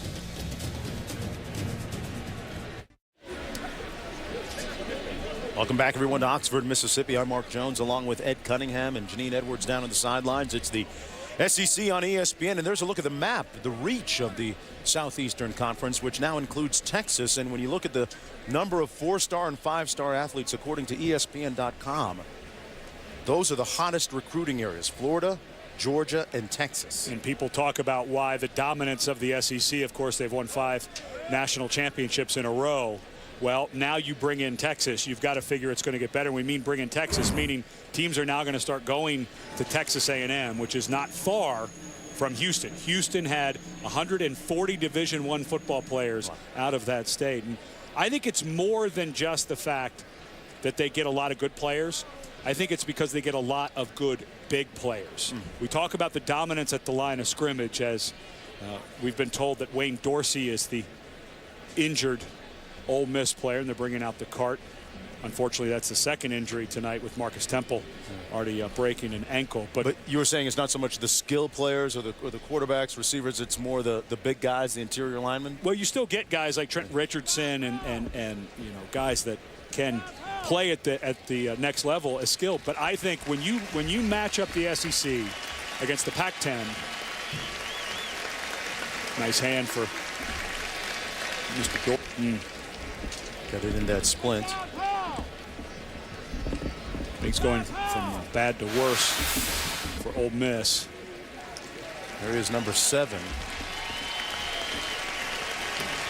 Yeah, he put his right arm down as he was trying to brace his fall, and you could see him grab it right away. Been a difficult night for the Rebels. Going back to the point of the big athletes, when you stack up the SEC to the other major conferences. They have more big athletes, I think, in my opinion, in the SEC. What I mean by that is guys that are 6'4", 290 pounds, that can run, can move in space. You have those in other leagues. I just think you have a greater concentration here in this league, and I think that's why when you see LSU beat up Oregon, Auburn beat up Oregon last year, yeah, Oregon has a lot of speed, but they just don't have the big athletes where when a team decides to run the ball on you with power, to play defense. And then I think the other part of this, not only is it that they are in a large populated area that high school football is a big deal, but I also think in the coaching world, those guys want to coach where they're going to coach the best players, and they want to coach where it's the most competitive. So a guy like Nick Saban, when he has a choice to coach anywhere he wants when he's coming back from the NFL, chooses to come back to the SEC. And I think you see that across the board, not just with head coaches, but also with assistant coaches. Jim McElwain comes all the way from Fresno State to coach here. And so I think you get some of the best players and some of the best coaches. Well, there's one of the best players on the field tonight. Fowler on the loose. They're trying to run him down and can't reel him in. Touchdown, Alabama.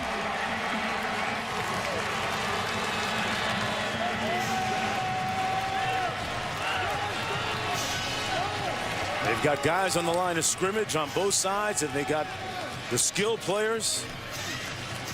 They've got it all covered at Alabama. That's a career-long run for Jalson Fowler. 69 yards for the score.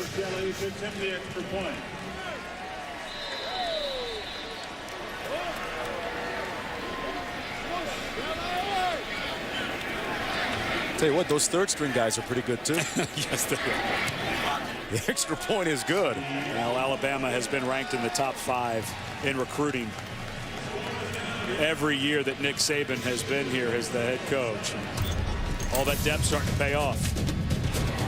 Down to Tuscaloosa. You can hear him cheering right now at Dreamland, uptown, downtown, and all parts in between. Back with more after this.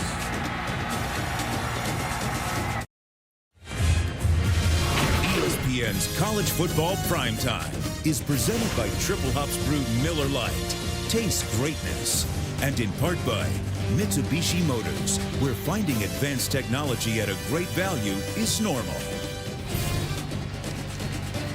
Welcome back, everyone, to Von Hemingway Stadium in Oxford, Mississippi. More bad news for Ole Miss as the senior Wayne Dorsey suffering a fractured forearm. So reports Jeanette Edwards from the staff downstairs. They were looking for Dorsey's parents to come and let them know. So the rough night continues for Ole Miss.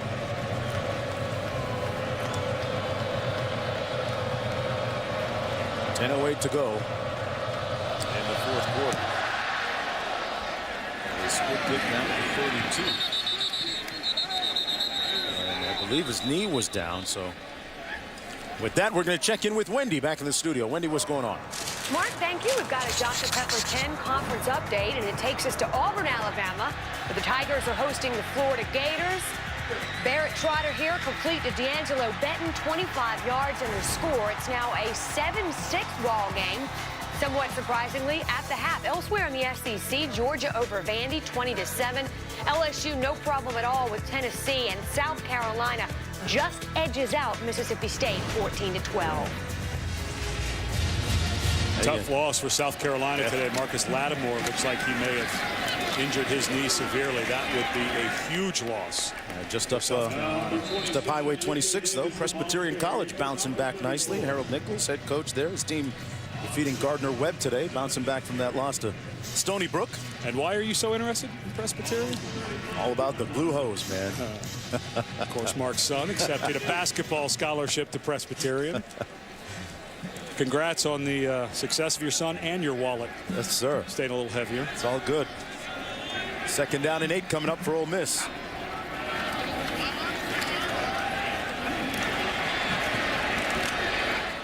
And the quarterback, Mackey, brought down about 3 yards shy of the first down. Well, hey, folks, great day of college football on ESPN concludes with a key matchup in Pac-12 Conference. Number 18, the Sun Devils against Darren Thomas and number 9, Oregon. College Football Primetime presented by Hampton Hotels on ESPN and ESPN3. tonight at 10:15 Eastern Time, also streaming live on WatchESPN.com and the Watch ESPN app. And Arizona State looking like the class of the Pac-12 South. Oregon, I think, is going to be in a tough race. Stanford, of course, right in there, but Washington, my alma mater, looking much better than they have in many years. Chris Polk, a NFL-level running back. Offensive line's playing better. It's going to be a good race in the North before all is said and done. Can't believe that either of us haven't slipped up and said Pac-10 this year. That's the surprise. There you go. You just did. But going back to the Georgia win over Vanderbilt, and of course South Carolina potentially losing Marcus Lattimore. Of course, we'll learn more in the next couple of days. South Carolina owns the tiebreaker against Georgia, but Georgia's schedule going out is awfully easier. Yeah, it's an easier schedule, and we saw them last week against Tennessee. Their play, forget the 0-2 start. They're a better team than the East is wide open. And it's easy to say, well, there's nobody in the East who can compete against LSU or Alabama. And that may be true, but the problem is, and that's why coaches hate conference championships games. I mean, think if you're Nick Saban of Alabama. You're talking about just a one-shot deal? Exactly. And you go through the season, you go 12-0, or if you're Les Miles, you go 12-0, and the teams you had to beat to get there. Penn State, I mean, just name the teams, and then all of a sudden, you've got a week to go in and play a team that really has nothing to lose. And all you're trying to do is think, we've got to win this game. And so it's easy to say that the teams in the West this year are much better than the East. Let me ask you this then.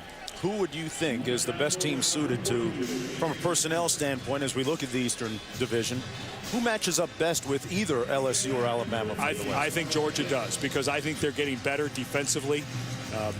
That 3-4 defense that they're now running, their second year in that system, I think that they're much better. And Aaron Murray is such a good quarterback. He's calm under pressure.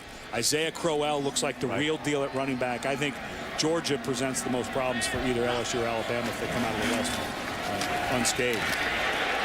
Well, that time Randall Mackey didn't come out of that play unscathed. Sacked by 3 Alabama players. Billingsley, one of the first ones to get there. Under 7 minutes to go. Been a rough night for Randall Mackey, who started so favorably. As Mississippi, barring a miraculous comeback, will fall to 2-4 on the season and 0-3 overall in conference play. It doesn't get much easier as they play Arkansas and then at Auburn. So very rough year for Houston Nutt, and you know, frankly, if he doesn't get to a winning season, wouldn't be surprised if they make a change ultimately at the head coach. This is not, it's a tough place to win in the SEC West. Pass underneath, juggled and caught. And Brassel got rocked after he squeezed it by Thielen Jones. You know, this Alabama football team means so much to the community in Tuscaloosa, and we saw a lot of that on display in the earlier part of this year with some of the inclement weather and the tornadoes coming through in late April. And Nick Saban and his coaches and his players got together and really helped to rebuild not only the infrastructure, but the mentality and the emotions of some of the people there in town. And it kind of feels like when New Orleans won the Super Bowl after Katrina, where a win in the national championship game, an SEC championship and a national championship, because football is so important to this part of the country and specifically Alabama. Yeah. Janine Edwards has more. Well, Mark, you're right. You know, companies go to great lengths and great expense to pay for team-building trips for their employees, but the University of Alabama had the ultimate unity-building experience with that tornado that was thrust upon them. So tragic, with 47 people being killed, including 6 Alabama students, and one of them was the girlfriend of Alabama snapper Carson Tinker. And as you said, there was so much community outreach and players assisting in the cleanup, and other players from other schools such as Kent State were even sent to help. And it was a remarkable thing when the Kent State team got a standing ovation by Alabama fans when they took to the field for the season opener. And one player summed it up best when he said, you know, there's a lot more to life than football. And guys, this Alabama team has experienced firsthand being called for a higher unifying purpose. Yeah, certainly great to see, and great spirit down there in Tuscaloosa. Approaching 5 minutes to go here under the lights. Alabama in control, 52-7 with 52 unanswered points.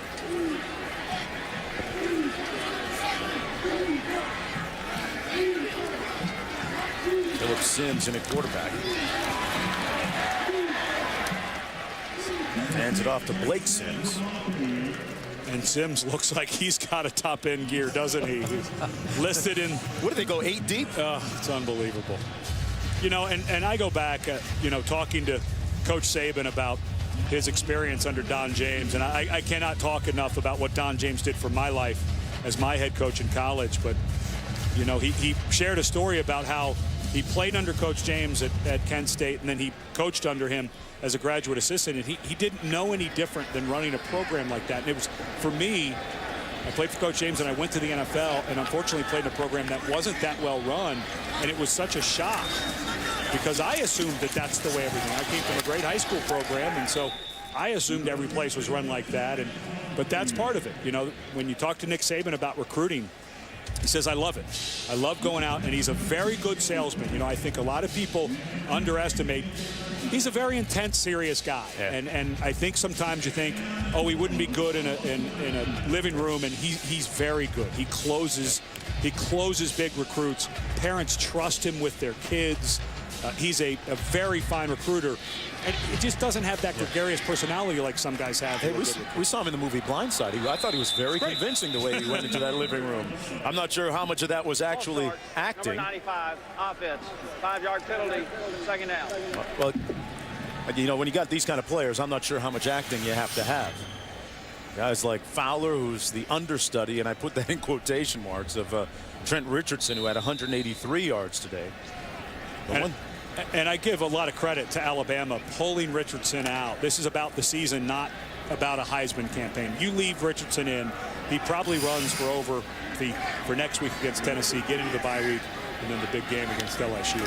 Sims in the quarterback. Hands it off to Sims in the backfield. If you're hoping to hear from A.J. McCarron, the starting quarterback, number 10 for Alabama, you might actually get to speak to him or hear from him if you're a member of the media, which usually isn't something unusual. But when you're Nick Saban in Alabama, well, let's just say that he's been a little bit protective of his second-year quarterback. He has had very limited access to his quarterback, given it limited access to his quarterback to media members. And he actually was poking the local media recently, saying, hey, listen, if you guys keep asking, I might keep him away a little longer.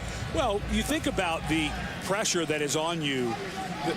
There's a lot of pressure on these young men, especially at a place like the University of Alabama. There are so many people who get such joy out of this team. It can be a lot of pressure. I don't blame them. Sims giving the coach a little bit more joy. A nice run. Do you know what they list Sims' position as? What's that? Athlete. Athlete. Yeah, that kind of makes sense. They just kind of throw him in there, huh? Well, and he gets up a little banged up. Yeah, you should see what the sixth-string guy looks like. He's pretty good, too. Let's watch how he lands, though. I wouldn't be surprised if he landed on one of those shoulders. Wow, what a cut. Yeah, and look at that speed. But watch the very end of the run.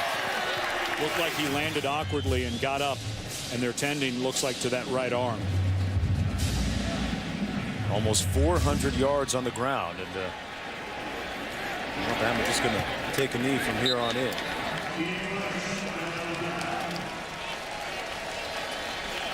Richardson, Lacey, Fowler, Sims. Impressive backfield for Alabama.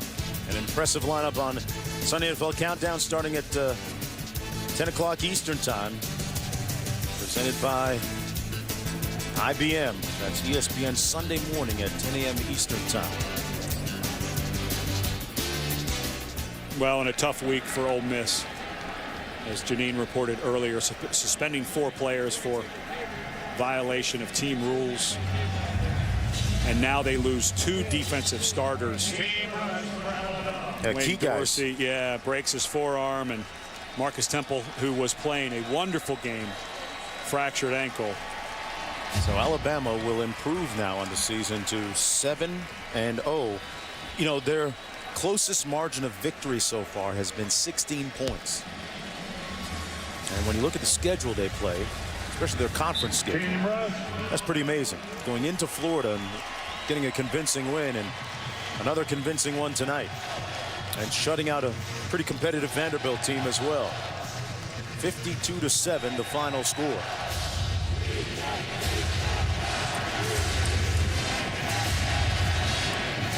Houston Nutt going to regroup and get back to work tomorrow. A.J. McCarron, starting quarterback, with another impressive night for the Crimson Tide. Coming up next on ESPN2, college football scoreboard. Greg Cunningham and our entire ESPN crew. I'm Mark Jones, saying good night from Oxford, Mississippi, and another convincing win by Alabama. They're about breaking ankles and breaking hearts, hurting everyone else's feelings. Now let's send it back to the studio. So long, everybody.